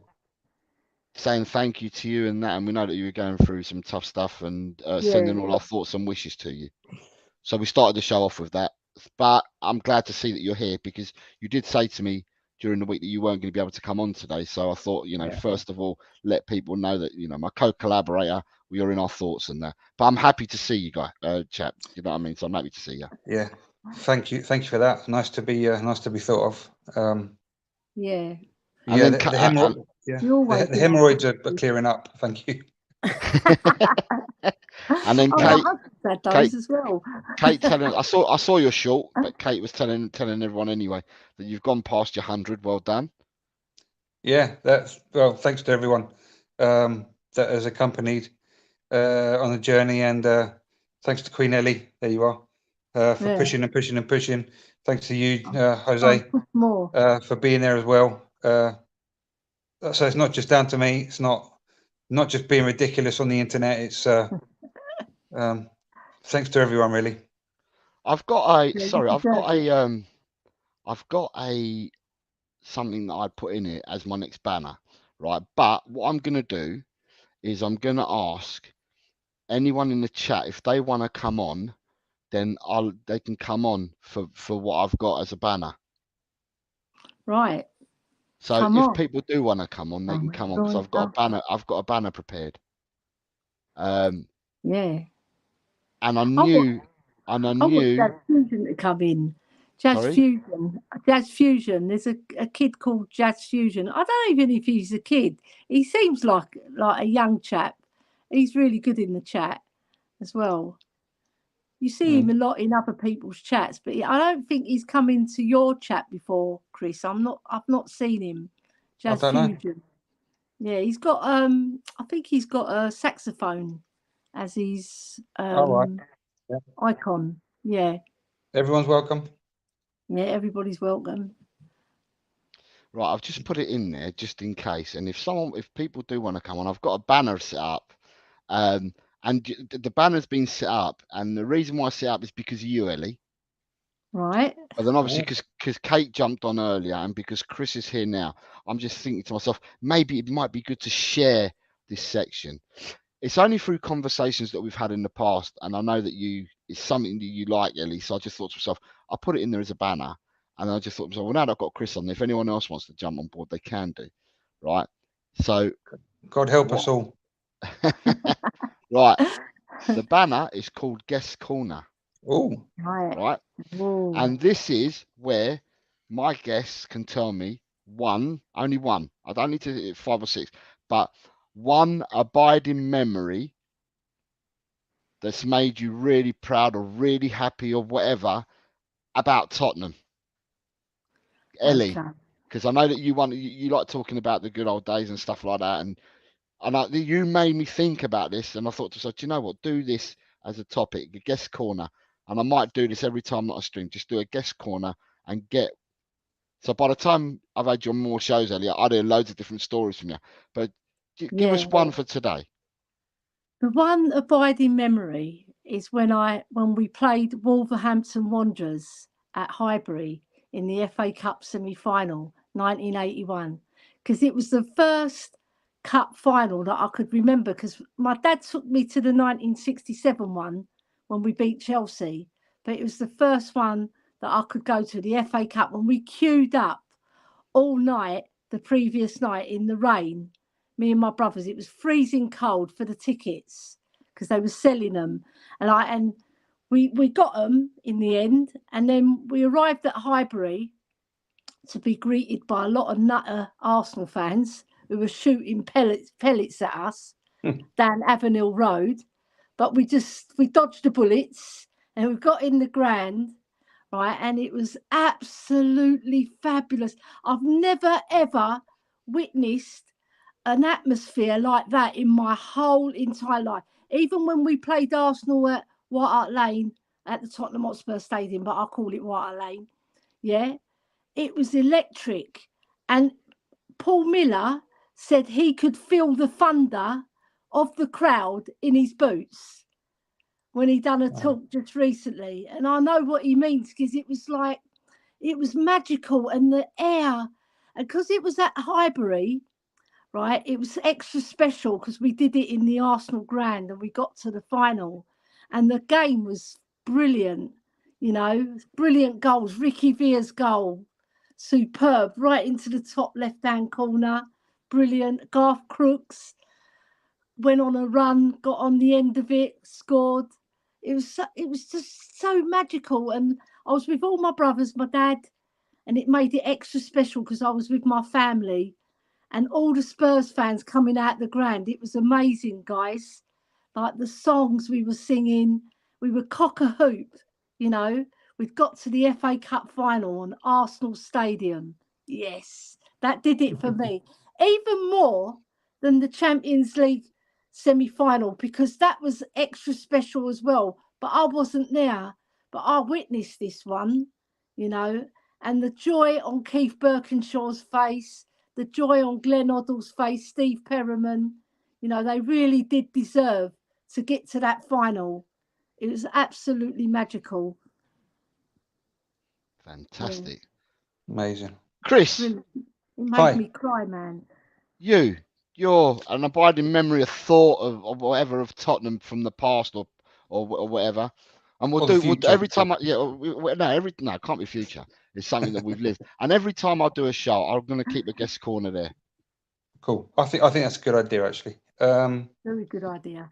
It was the day that I became a Spurs fan, and it was in the sitting room of my auntie's house in Wallingham when we just turned up, my parents and myself, and my cousin was lying on the floor as he used to do, with his legs crossed in the air behind him, and he was just looking, you know, with his head in his hands, looking at some sort of book. Don't know what it was, and it was an album. It was a football album, and he was looking at Spurs section of the album, and I think it was a sticker album, and he was telling me about Ozzy Ardelias and Ricky Villa, Right. and that I had to check these guys out because they were absolutely brilliant. And so the next time I got to watch them, it was on TV. Can't remember what game it was. Can't remember. I haven't got a clue, but it was definitely Spurs, and it was definitely Ozzy Ardelias, and it was definitely Ricky Villa. And from that sticker album moment to the actual transferring that to the television was when I became a Spurs fan, and still am today, 40 years later. That was the moment when my heart was lily white. So that is the moment I wanted to share. Good. Nice one, For, Chris. for me, Right. I have many memories, but I can only pick one a week. And that's the interesting thing about this guest corner. Whoever be guesting, and we'll do it one a week. So or once every show that we do. So that means that I can get other ones out. But the one I'm going to get out first is the 100th FA Cup final. Right. So leading up to the 100th FA Cup final, obviously I'd been supporting Tottenham for a number of years before then. But this is the first time I'd actually seen Tottenham win a trophy that in my memory. And I remember the match on the Saturday, and I remember the build up watching Route to Wembley and looking at Wembley Way, and the programs used to be on BBC One and ITV simultaneously, and I used to flick from one channel to the other to watch the build up to the game. And I used to have breakfast with the teams. I used to do loads of different things. And anyway, it built up, and the Saturday came. Sat there. I'd been watching it from about 9 in the morning, flicking over BBC One ITV, and then watched the final. And I remember the final on the Saturday. It was a 1-1 draw, but it was like kind of a bore game, boring. It was not, weren't front foot enough for me. It weren't, Tottenham wanting to be playing attractive football and stuff like that. And then it went to Wednesday night, and we had the replay. And watching that replay, I could watch that replay over and over again. But it made me, I cried. It made me so proud watching, the person that took it away was Ricky Villa, scoring them 2 goals. Watching his dejection being pulled off on the Saturday to his elation on the Wednesday evening, that's something that will always stick with me. So it's the 100th FA Cup final for me. I get it. Brilliant. So we've got in the chat, Sheriff has put down a comment, and for him, because he's more than welcome to come on as well, he's put down the 2-1 away at Anfield, 6th round of the FA Cup, Sheringham and Klinsmann. Yeah. So that was his moment in time. Yeah. There's so many, isn't there? There is, and that's why I'm only doing in the show. I'll only do one, because if you do one, then you can have one more and more. And Elly, no disrespect, you're probably going to have a lot more than us, because you've been through Tottenham a bit longer. No, you've been through Tottenham a bit longer than us, so you'll probably have a few more stories than what I would have. But yeah, I'm going to keep it to one a show. Every time I do a show, I do one, and then like that we can keep them. We're not bringing them all out in one day, so to speak. Yeah. I'm going to work back because Chris has joined us, and I'm going to work back. And so we started off with this one, but we've already gone through it. And then the first banner that I had after that was thoughts on the Bournemouth win, Chris. What are your thoughts, mate? I thought Bournemouth pressed a bit and then made our life a bit complicated. And then they sort of fell apart, which is when we started kicking into motion. And then it was plain sailing from there on. The second half, like this beginning of the second half, they started to press again. And then they just did exactly the same, and it was plain sailing. I mean, it's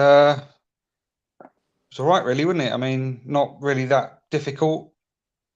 We got over those 2 like waves of press pressures that Bournemouth had, and we didn't really have much complications. Can't remember a clear opportunity from Bournemouth that, you know, that got me worried.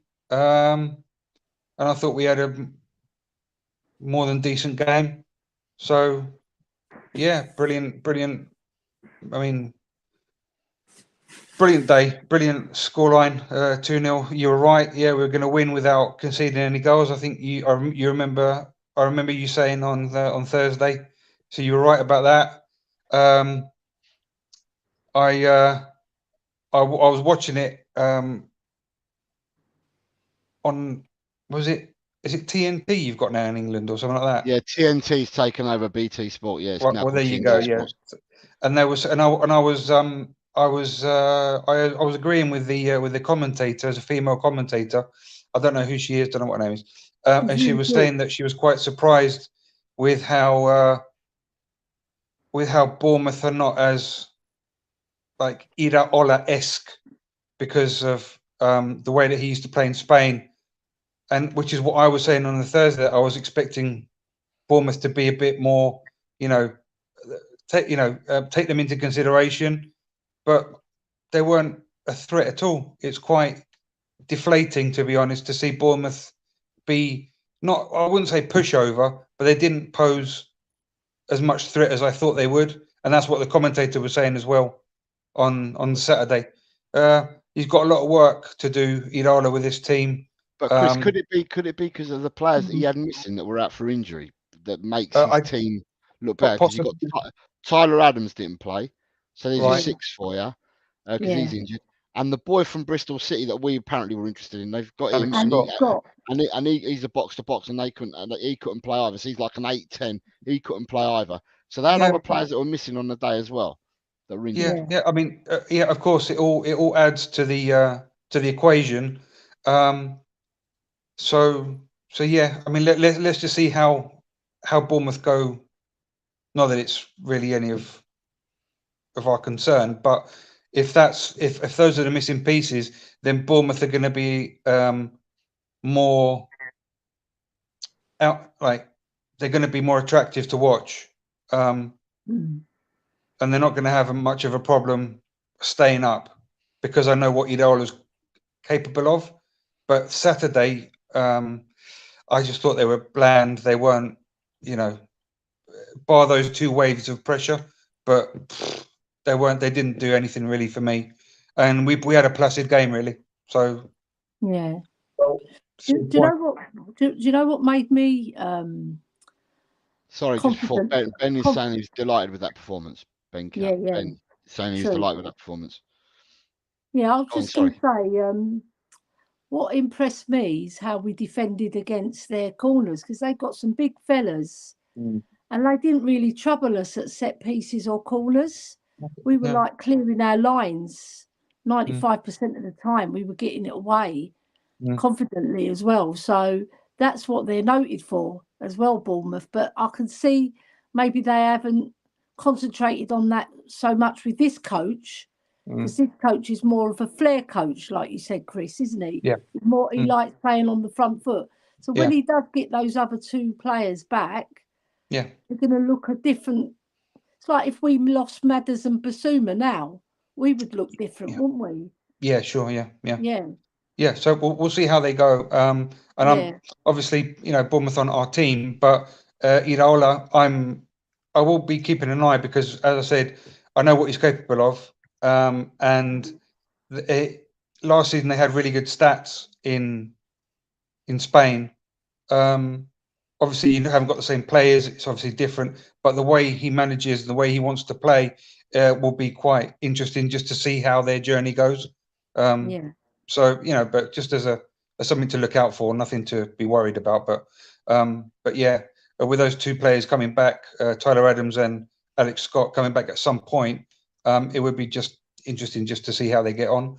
But I thought it was just a bland performance by them, and Spurs really didn't really give us that much of a job, really. So True.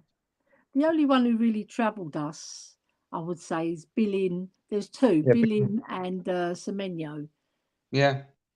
They didn't trouble us to the point where I thought they were going to score, but they gave us a little bit to think of. Yeah. But other than that, the rest of the team were very poor. Yeah, exactly. Bland. That's bland. Yeah. If they continue like that, they'll be worrying about going down if they don't improve. But I don't think they will. I think they'll be all right. But yeah, I think they've got enough. Only on Saturday, they're going to have to work a bit more if they want to. They want to, be comfortable, this year. So, but anyway. True. And then the next banner was, what do we want to see for Fulham?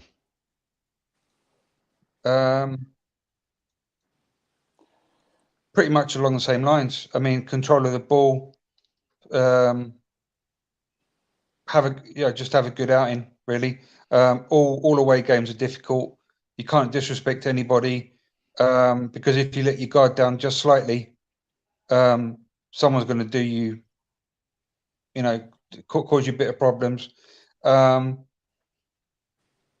just keep the momentum going, really. I mean, you can't do much more than that. Just keep it going, keep the ball rolling, and keep in tip-top shape. It's not that difficult.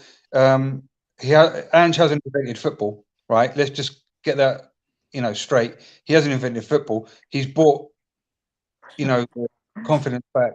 He's given us hope. He's given us, something to be looking forward to on the weekends and everything. But he hasn't invented football. He's just given us something more attractive to watch, right? But football is still football, and it's still dangerous if you don't do your homework, right? So you could to Craven Cottage and get done if you don't, dot your I's and cross your T's. So you still got to respect Fulham. They have got a player in Painha, which could cause you problems on set pieces, on long range shots, and so take that into consideration as well. They didn't play badly against Arsenal. They were winning at one point, if I don't, if I remember correctly. Yeah, 1-0 up. So you just got to respect these teams. They haven't got bad players. They got what's his name, the Traore down the right wing.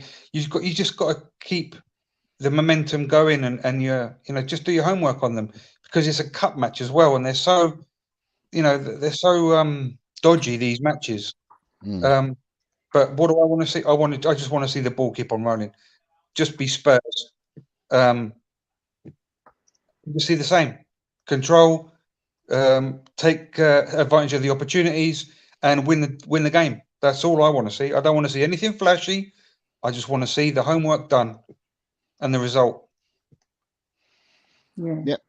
Sorry to be boring, but that's basically consistency. Honesty is the word, not boring. What's that? Honesty is the word. I'm always going to be honest. Yeah. Whether people like it or not. Consistency, Yeah. Yeah. Sounds about right. Cool. I think Ange will keep them level-headed for that cup game. I think he'll make sure that they, don't go thinking they're the Billy Bogglet bollocks. Go into that match. Yeah, go into that match with a strong ethos, and go onto that pitch and just do your stuff. All work hard within your groups, from defence to midfield to attack. Because one thing we've got over them, we have got the better players, technically better, but you can always come up stuck if you don't do your homework and you don't go on that pitch with the right attitude. Yeah, exactly. It's all about maintaining the consistency, about maintaining the rhythm, and if you're a 9 before, 8.5 isn't going to cut it. You have to still be maintaining your 9s. So I think he's gonna keep him grounded, and what you're saying, Elly, level-headed, and to get the job done in the best possible way.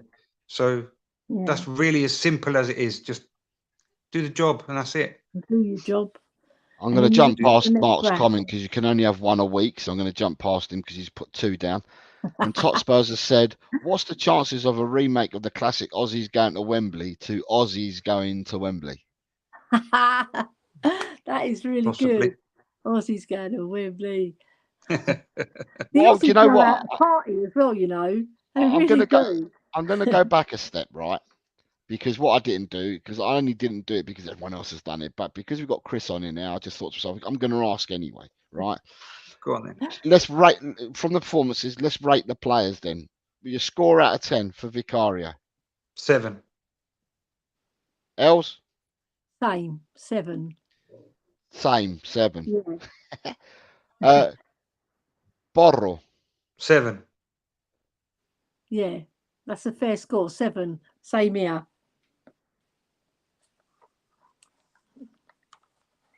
Okay, I'm going to give him a 7. Christian Cuti Romero? 7. Oh, that's a bit harsh. I'll give him a 9 because I think he was faultless apart from one pass. 97.3 pass rate, pressed well, passed well, led from defence, didn't put a foot wrong. Thought he was marvellous. So, Tot Spurs, is that an 8 for Romero? Yeah. So I've just it's an 8. Yeah, no, because he's just put 8 down, but I'm not sure whether that was for Vicario, Porro, or now on Romero. So I'm presuming he's given saying Romero. 8 for everybody. I was going to give him an 8, but after I heard all the stats, because my eye test gives him a 9. Right. It really does. Okay, so that's Romero. I will go and say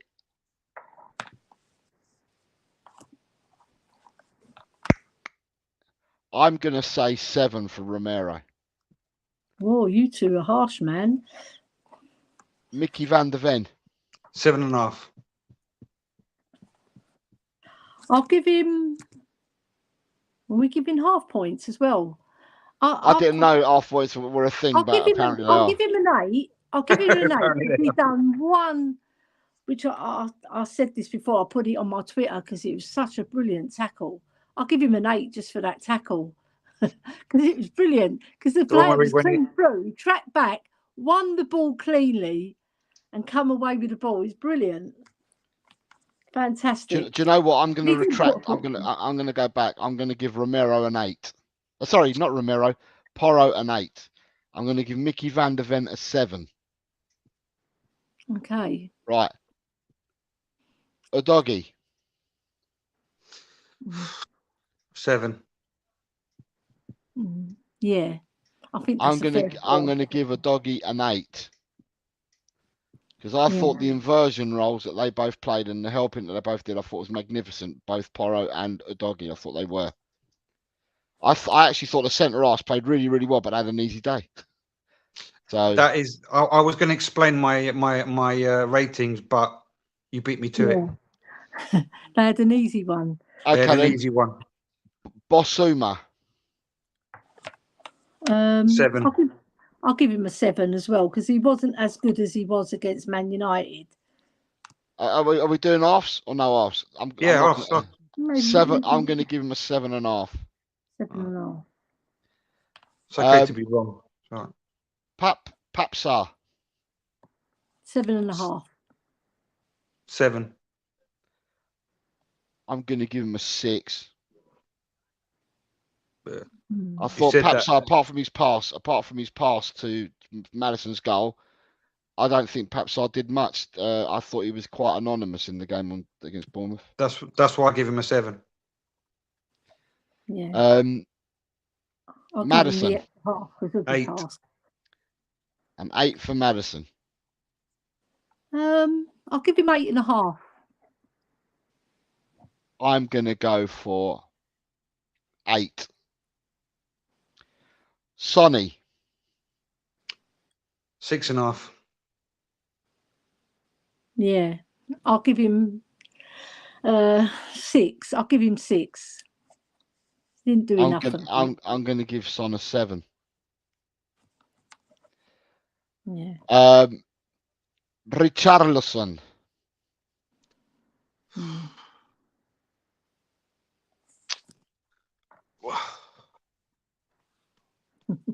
There isn't a point for him.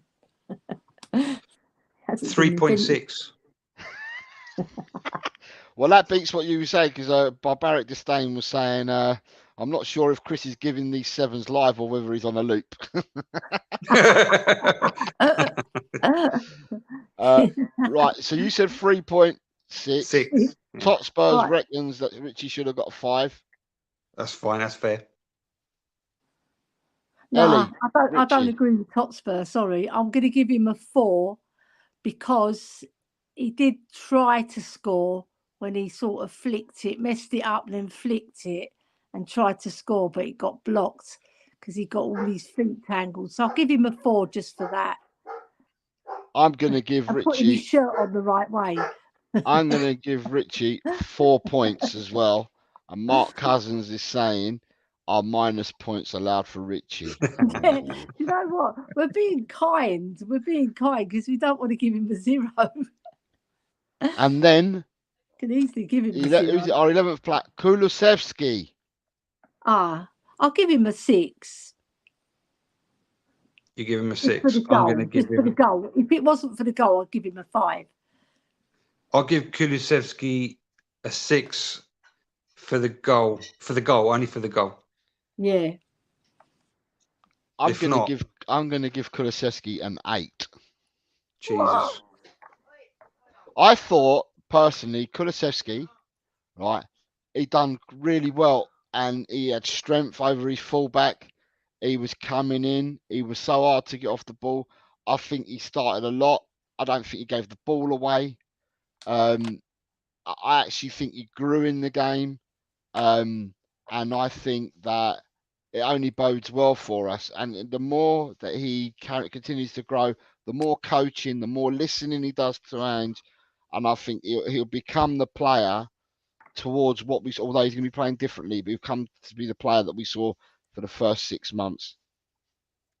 Yeah, he doesn't give the ball away. That's one good thing. He was so He's strong. He was so strong. He never gave the strong. ball away on Saturday. He was so strong, and he Yeah. defended. He came back and defended, not like he did under Conte, admittedly, because Ange don't want that. Ange has got other people to do that. He wants you to attack. But I just felt that he was so he was a monster with the ball on Saturday, and Yeah, he had the beating the people down his side all the time on Saturday, and his goal was exquisite. yeah. His It goal was was a good goal. perfect. You couldn't a touch more on that. That was going wide. Came off his Touch more on shin. it. No, he flicked it. The thing is, right? Probably. I understand your reasoning, Jose, but I think under Conte, he used to lose the ball quite often. Can I just start a question before we carry on? Mia, would you tell us, right? Is Mia saying that we're being mean on Richie? So I'd like to know what Mia thinks point wise for Richie. But while she's doing that, go on, Elly, carry on. Yeah, I was just going to say about Kulu, right? Under Conte, he lost his confidence and he was losing the ball quite often. But in this system, he's been told to nurture the ball, not lose it, and he's doing that effectively, more so than under Conte. And he's so strong, but I just don't think he deserves an 8 because he didn't affect the game as much as I know he can. And I know Kulu's got a lot more to give in terms of affecting a game and putting those crosses in. I don't think he did enough with his vision, because he's got really good vision as well to spot a player and to pick out a pass, and he didn't do that. He was doing crosses, but they weren't finding their man. That's why I gave him a low score, because he did score a goal. I would have given him less. What did you give? What did you give Sonny? I gave Sonny a 6 as well. Okay, so Sonny is 6, but I think personally Kulu was more effective than Sonny, and I thought Sonny was more effective than what he's been in the first 2 games in this game. Yeah. But I felt that Kulu was more effective than Sonny, held the ball better than Sonny. His passes into the final third or into the box were more than Sonny, so therefore he deserves, for me, a higher mark than Sonny. But then also as well, he scored a fantastic goal. Yeah, I just think Sonny played okay. I think he done a few good balls though, Sonny. Like he's done one slip one. I think it was to Perisic, which was really clever, and I think he did one to Udoji as well in the first half. He done a really good ball to him, and Udoji shot it at the keeper. If I'm Yeah. right, if I remember rightly, so he did do some nice passes, Sonny. He just didn't get involved in the game as much as he could do. So Mia's come back on Richie, and I can just imagine this coming out and Mia saying this. I'd give him a 5 for sure, but it's an issue with himself, and I feel that's what's holding him back. I get that he needs to back up his ideas, but I do feel a bit bad for the boy. That's her London twang. I do feel a bit bad for the boy. I can imagine Mia saying that. Yeah. But I she's don't feel disagreed with me. bad She for says that she him. feels that Mia was more effective than Kulu. Okay, well that's not. I felt that it's the other way around. Yeah, I just think he had some killer passes in him, Sonny. He done some really nice passes, good vision. He just didn't do enough after that, because he should be a little bit more selfish. I heard somebody say that. Should be a bit more selfish because when he triggers that foot back, it's only going in one place into the top corner. But he Yeah. hasn't done it so far this season, has he? He's been working for the team You don't rather normally. than You being don't a bit normally. more You, you, selfish. you don't normally rate the subs, right? But No, you could but rate them. because there's someone there that you're very keenly interested in. I Yeah, think we might as well rate the subs just for Hojbjerg. you. Just for you, Ellie. I think we should just rate the subs. Yeah. Who's Well, that? I gave Ben Davis. Hojbjerg a 7 on Alan's show, and only one person agreed with me. I know 2 did, and 3 didn't. So I Who? gave him a 7 on Alan's show last Seven to night. Hojbjerg. Yeah, I gave 7 to Hojbjerg because I thought when he came on, he steadied the ship like he did against Man United, and he I didn't gave a put a 7 foot to wrong. Hojbjerg.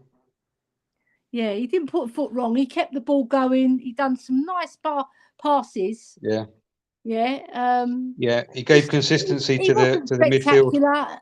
Yeah, but he was solid. Yeah, yeah. Solid, just like a Viking should be. Yeah, he's a So Viking, isn't he? PEH gets the seal of approval from Ellie. And me. And you? Oh, and Yeah. Chris, God, look at that. Chris has got your back, Ellie. Of course he has, because he knows, you know, I know football. I know football. Yeah, because you've got to look what he did when he came on. He kept the ball. He didn't lose it once. He done some nice passes, and he held the back, that number 6 role. He held it. He didn't do anything wrong. He did what he had to do. Yeah, he did what he says on the tin. Exactly. Like Hojbjerg always does. He did what it says on the horns. Player. Yeah. So who are the other subs then? Davis. How much are you giving Davis? 6. I gave him a 6. Okay. I'll give him a 5. He didn't do nothing. He done a rubbish shot as well. Skied it over the bar. Useless git. Useless git. I would have shot that in the top corner myself. Skip. NC. NC means whatever it means, but it says that he didn't play enough to give a valuation. Yeah. Perisic. He just didn't do anything. Perisic flattered to deceive again. You gave him a shit score, Ellie. I don't know what stream we were on together. You gave him a shit score. I know. I think I gave him 4 or no. I think you gave him a 4. I gave him a 6 or something. 4. You gave him a 4. Yeah, I just didn't think he didn't do nothing. You just don't like him. You think he's ugly. He does step overs, and his crossing weren't pinpoint in this particular match. I know he can cross really well usually, but he just didn't do enough.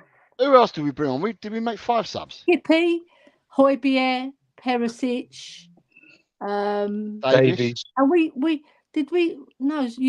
Udogi went off, and then I think Skip came on, didn't he? Davis came on. Lo Celso. Yeah, that's the other one. He didn't do nothing either. I'll give him a 4. He was rubbish. Oh yeah. Rubbish. Didn't do nothing. Mia's agreeing with you both. Yes, come on, Mia. Yeah, 7 you better agree. And Mira said that she would have given Romero a 6 and Anne 9. Oh yeah, you know what she means by that. Dirty, Read dirty. into it, boys. Read into it. You dirty, filthy. filthy Mia. Okay, right, I've I just love seen it. Mia. She's so fucking She funny. says she's ill. She says she's ill, but we know what she means. She's not ill when it comes to sexual matters. And she also says slightly more effective than Cooler, which I read out already. And Yeah. Totspur says Son had more influence once he moved inside, same against United. Yeah.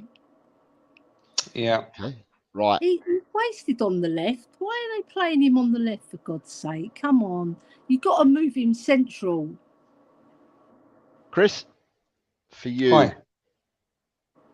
What's to come before the end of the week? Ah. Well, transfers, innit? Suppose just gonna have to wait for the Mystic Meg to be proven right, innit? Because what you were saying the other day on Thursday about Josh and his predictions about everything being done within the last few days of the transfer market and that. So if that's going to be the case, then this week is going to be amazing, isn't it? And but now with Brent, what's his name, Brennan Johnson, Yeah. or whatever his name is, his hamstring, that might be off. I don't know, but I'm excited, but I don't know. I'm 50% excited about it, and I'm 50% cautious about it because I don't know. I can't see things happening in such a short space of time. So I don't know. Okay, so Chris, do you not think that El Don Paratici has been lining up in the background? Paratici is probably working. Yeah, I don't debate that, but things have got to happen, haven't they? One plug has to be pulled for the rest to be pulled out, and I don't know. I don't know. I can't see it happening. Maybe it's just because I don't know. I've been a bit out of the football world, but for a bit. But I don't know. So Chris, do you think there will be outgoings? Possibly. If it's possible, how many do you think will let outgo? So basically, at the moment, who have we got? So Winks has gone out. So we've sold Winks, and Kane. Scarlett's gone out on loan, and is it Alfie Divine's gone to Port Vale now? Yeah. Where's Scarlett gone? Sorry, Scarlett hasn't gone out. Who's the other one that went out? Rodon. Rodon. That's it. Rodon's gone to Leeds. Did we give him to Leeds? No, he's gone on loan. He's on loan. Yeah.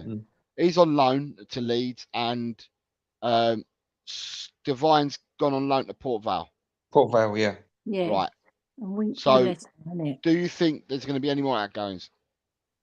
I think Tanganga could be going because he's now linked to Everton. They were sniffing about, but they haven't made a formal approach. Davinson Sanchez could be leaving, but we don't know. A lot of people are in the sofa shop, but no one's buying sofas. Do you know what I mean? Yeah. It's that's the thing. There's such little time left. Nothing's happening, and that's what's keeping me back from saying, yeah, sure, definitely stuff happening, and I keep track of things going on, but I'm not seeing things happening. Not from anyone, and I don't know, unless other people have got other things that they're not publishing or keeping safe. I can't see anything going on. I don't see. Okay, but at the same token, Chris, are we buying any players?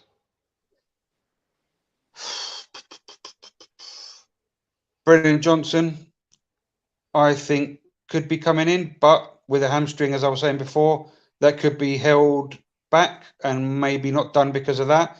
I'm sure they have to evaluate his, the seriousness of the injury.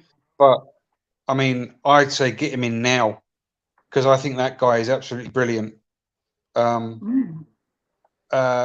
If it's 50 mil, my God, that's cheap. And even if it's like we're giving another player in to lower the price, and what we were talking about on Thursday, that guy has 10 years, on his boots that we can get out of him or whatever. That guy is just superb. We need to get him in. Anyone else? They were talking about Tosin. That's been going on for months. Bores the hell out of me now. That does. I don't know. I think that there's more likely to get people in than out. So yeah. I've got some further. So last one on Spurs 6 minutes ago said after today's meeting between Gio Lo Celso's entourage and Tottenham, it's expected for the Argentine to stay at Spurs. Tottenham will have reiterated the idea that he will not go out on loan and that he will only leave for a transfer, but basically he's staying. Yeah. Do you know what, Jose? It's yes. like with this transfer market, Spurs' history over the last since we have had Poch, it's like we identify all the ingredients to cook, and then we don't cook the bloody meal, do we? We just leave it on the slab, uncooked. So we should be like cooking in the transfer market so that we get all these reinforcements. I know it's not. Sorry, I know it's not our club, but there's breaking news everywhere at the moment on Twitter that Mateus Nunes has stopped training with Wolves and gone on strike, and he's informed the club he wants to join Man City. Oh, right, so that's that's tweeting everywhere at the moment that he's gone on strike. Doesn't every player want to join Man City? They can have the Spurs instead. There was a load of stuff because I've asked this question. There was loads of stuff last night that I was reading because last night, Last Word on Spurs had a guy from Sky on who was their guest last night, and so there was a load of stuff that they were tweeting out that the guy had turned around and said. So I'm trying to find where it all is because I was looking at it all last night. So you heard what I just said about Giovanni Lo Celso, didn't you, Chris? No, I didn't know. Sorry. Okay, so after today's meeting, this was tweeted 11 minutes ago. After today's meeting between Gio Lo Celso's entourage and Tottenham, it's expected for the Argentine to stay at Spurs. Okay. Then it says Tottenham have reiterated the idea that he will not go out on loan. And they've also said that he will only leave through a transfer. And that's come from Matteo Moretto. Yeah. Okay. Yeah. Right, so now okay, I've got stuff up here. Matthew. So here we go. So, right, an hour ago, Tottenham Hotspur central defender Davison Sanchez has drawn interest from Nottingham Forest, Fulham, and AS Monaco. That's coming from Simon Jones via the Mail Sport. Right. Tosin Adebayo is training away from the main group at Fulham as he prepares to leave this week. He's made it clear he does not want to sign a new contract and wants to go with offers expected from Tottenham and Monaco. That's come from the Mail Sport. Although last night, last Word on Spurs, the guy was reporting on the show that Monaco are ready in another bid for him in the next 48 hours. How Monaco are going to do that, I don't know, because apparently they're signing following Balogun today for 39 mil. And that's pounds, not euros. So I'm not sure where they're getting this money from to come in for another bid. But that's what they're saying on that. Balogun, who was at Arsenal. Yeah. Sergio Reguilon. So an hour ago, Sergio Reguilon is a player Tottenham Hotspur want to offload amid interest from Fulham and Manchester United to a lesser degree and Nottingham Forest. Paris Saint-Germain have asked, this is 2 hours ago, Paris Saint-Germain have asked Tottenham Hotspur midfielder Tanguy Ndombele at each of the last transfer windows and are considering another attempt for the former France international. Come and get him. Come on. Leeds United have already made an approach to take Jed Spence on a season-long loan. Okay. The 23-year-old isn't part of Ange Postecoglou's plans, having struggled to make an impact since making the permanent switch from Middlesbrough. Tottenham Hotspur are in talks with Nottingham Forest over a deal for Brennan Johnson. Spurs have 3 forward targets before Friday's deadline. Several sources have told SSN, Sky Sports News, Ansu Fati and Johan Bakayoko could be the other options, but they are unconfirmed. Yeah, I like that Bakayoko. And obviously Ansu Fati. They're both brilliant. 3 hours ago, breaking Brentford arrived in Tottenham Hotspur for a move for Brennan Johnson with a late 40 million club record offer. Oh, Spurs are still considered favourites to sign Johnson, with the club chairman Daniel Levy now in talks with Forest to try and conclude a deal. Oh well, he's off to Brentford. More that's what I people, think. more people reporting Tottenham are looking at Brennan Johnson, Ansu Fati, and Johan Bakayoko. Chelsea wanted to pay no more 40 million for Johnson, but have called their interest. Again, Brentford. It's all about Brentford as well. Japhet Tanganga's future is very open situation. He is not an option for Inter, not a priority at all. Clubs like Everton and Luton have asked for the conditions of a deal around 2 weeks ago, but nothing has happened yet. Yeah, that's what I was saying. Tottenham Hotspur are interested in Augsburg forward Mergim Berisha. Berisha was Augsburg's standout player, scoring 9 goals and assisting 4 in 23 games. His form earned him a call up to the German national team in March, but an ankle injury in April has derailed his season and he struggled for form afterwards. That's coming from Pletty-Goal. Okay. Oh, Jesus, yeah. Common sing songs. Like there's loads on Brennan Johnson, same things again. Yeah. Any deal for Tottenham Hotspur defender Serge Reguilon to Manchester United will probably be on a temporary basis. But apparently, I don't know if it's true, but they're saying that they're also looking at Marcos Alonso from Barca for a deal as well with him as well. So I don't know how true that is. Never sticks, does he? He never sticks at a club. Like nobody really wants to have him long term, do they? Well, no. The thing about Marcos Alonso was that because his father, who was an ex-player as well, he was ill, so he wanted to come back to Spain because his father was in a terminal state of his illness, and Barcelona needed a left back, so it all coincided, and we gave him a 2-year contract. But apparently he's not surplus to requirements of Barcelona. He's apparently staying at Barcelona because he can cover the left back and the left centre back positions quite adequately. A good player. So he's respected in that sense. But unless an offer comes in that is, you can't refuse, then he's staying. The same as Ansu Fati. Xavi said that, all these rumours, he's part of the club, and he's part of the club's future. He's not going anywhere. Now, if you come in with 70, 80 million, well, then see you later. But if not, he's staying put. So it's just news, anyway, I suppose. Guys, I've got to go because we're going out somewhere, so I have to leave. But it's been a pleasure. It's been a pleasure, and come on, you Spurs, and thank you very much, Elly. I shall be in contact with you. Yes, come on. Yeah. All right, lads. All right. Take care, very Elly. much. Take care, Elly. Back to you. Thanks for everything. Bye-bye. Bye. They're also saying Mark Cucurella is another one. So it's Alonso, Cucurella, and Reguilon Man United are looking at. Yeah. This is all Brennan Johnson. So Galatasaray in talks with Tottenham Hotspur for Tunga and the Bailey. That's coming from L'Equipe. Oh well, yeah. Okay. And that's about it on the transfer front. We've also got Bobby K. Hello, Bobby K. Hey, Bobby.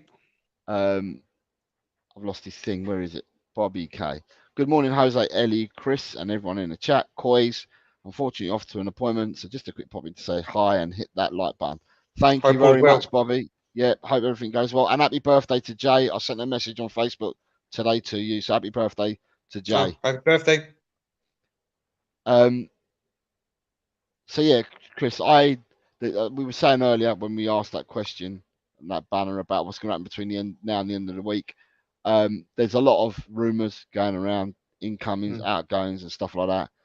But you never know what's going to happen. But like I said last week, that fella that was on last week said that the last week will be like a month, and the last 2 days will be like a month and a half. So, but yeah, today's bank holiday Monday, but it's only bank holiday here in England. It's not bank holiday throughout the rest of the world. So there's no reason why negotiations, talks, and stuff can't be going on elsewhere. No, I don't see bank holidays working in the football world anyway. So yeah, the jobs will be getting done anyway, and it's just I don't know. I've always seen the transfer window as something magical, especially at the beginning of the seasons, because who's going here and who's going where, and it's always exciting times. And I don't know. I just think that's unless you've got a bucket full of money, you're not going to get those players that excite you. And I don't know whether there's any players out there that excite you, Jose, for Spurs. But I mean, I can't see Vlahovic coming to us, and I'd love Vlahovic up front. The more I look at him, the more I'd like to see him up front instead of Richarlison. And I haven't got anything against any players. I just rate them on quality, on what I see and what And I'd love him up front for us. I think he'd bag so many goals and offer so much to the team. The same as at the back, loads of people were talking about Bremer at the start of the transfer window. I'd still love him to come in. And Koopmeiners, I've been ranting and raving about Koopmeiners for months, and I'd still love him to come in. I think he'd do brilliantly. He's like a Swiss Army knife in the middle of the pitch, play anywhere. But apparently, as someone rightly pointed out I don't know whose chat it was, that Napoli offered 45 million for him to Atalanta, and they turned it down. So I mean, he's not going to be cheap.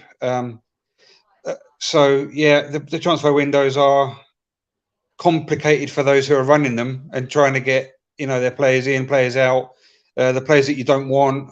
Where are you going to, where are you going to loan them out? How are you going to rip contracts up or pay people off? And it must be hell. But for those who are in love with the sport and love transfer windows, especially, it's I don't know whether you're overwhelmed, Jose, about our transfer window or not, but this one, it seems to have deflated a bit from the beginning of the window to now. It's like nothing's really happened. But it's the same as last summer, Chris. It's exactly the same thing we did. We did all our business at the start, and nothing after that. However, that was then. However, with Ange now being in charge, and he plays totally differently and stuff like that, I would have thought that we may well. I don't know. Is it my heart or my head that's telling me this? I would have thought that we would be getting rid of players, which we didn't do last year, so hence why we sent so many out on loan. But I would have thought that possibly we will get players in. But then obviously injuries and other things. There's lots of variables into bringing a player in and getting rid of a player, getting a player out. So the Brennan Johnson situation. Now that he's got this injury now, does that scupper any bid? I mean, how many teams have gone and bought players? How many teams have gone and bought players, and then they've bought the players, and then the player's been out injured, and then you think to yourself, surely that would have been picked up in the medical. But but with this one, you actually know that he's injured. Yeah, because he got injured the other day. Does the injury lessen the price? Does the injury mean that you can't insure the player because you don't know what he's going to be, the injuries carrying is going to be like to the extent? There's lots of different variables. Where we are at the moment, we're exactly in the same place we were last season. We did all our stuff early on in the window, but we didn't do nothing after that. But all words coming out at the moment from the ITKs is that more business ins and outs will be done at Tottenham. Tottenham will be quite busy this last week in the window. Remains to be seen. Yeah, sure. Hopefully. So, but yeah, I mean, as I said, I mean, what I read out by looking at all the people, what I've read out, it seems to be much of the same coming from all the areas, and typically it's everyone reporting from the same sources. One person says everything, 20 are reporting it, so it's the same story being repeated. So the Brennan Johnson story is coming out. Everyone's on the Brennan Johnson story. But yeah, it'd be nice to see a few here we goes from Fabrizio about both incomings and outgoings. Yeah, Tottenham have got rid of a player. Here we go. Yeah, or here they off they go instead of here we go. Yeah. So yeah, so that's where we are. That's where we are. So that was all my they're all the banners I had on. Good show. My last banner is thanking the people that were my guests, which are Elly, Kate, and yourself, Chris. And those in the chats today, which are Mark Cousins, Brian Daigle, Mia, Paul G, Barbaric Disdain, Adrian Schroker, Tot Spurs, Mile High Hotspur, Nick Collison, Ben Kaufman, and Bobby K. So thank you to everyone for coming on and for commenting. I managed to read out all the comments, which I'm quite happy about. And thank you for the insightful knowledge that my panel have brought to this show. Thanks for having me on. No, you're more than welcome, mate. I will let people know when I'm next going up, obviously, because I collaborate and I'd have to speak to my collaborators to see when I'm next going to come on and do one from mine. But I'd like to take this moment to thank you again, Chris. Thank everybody My else. pleasure. And come on, you Spurs. Come on, you Spurs.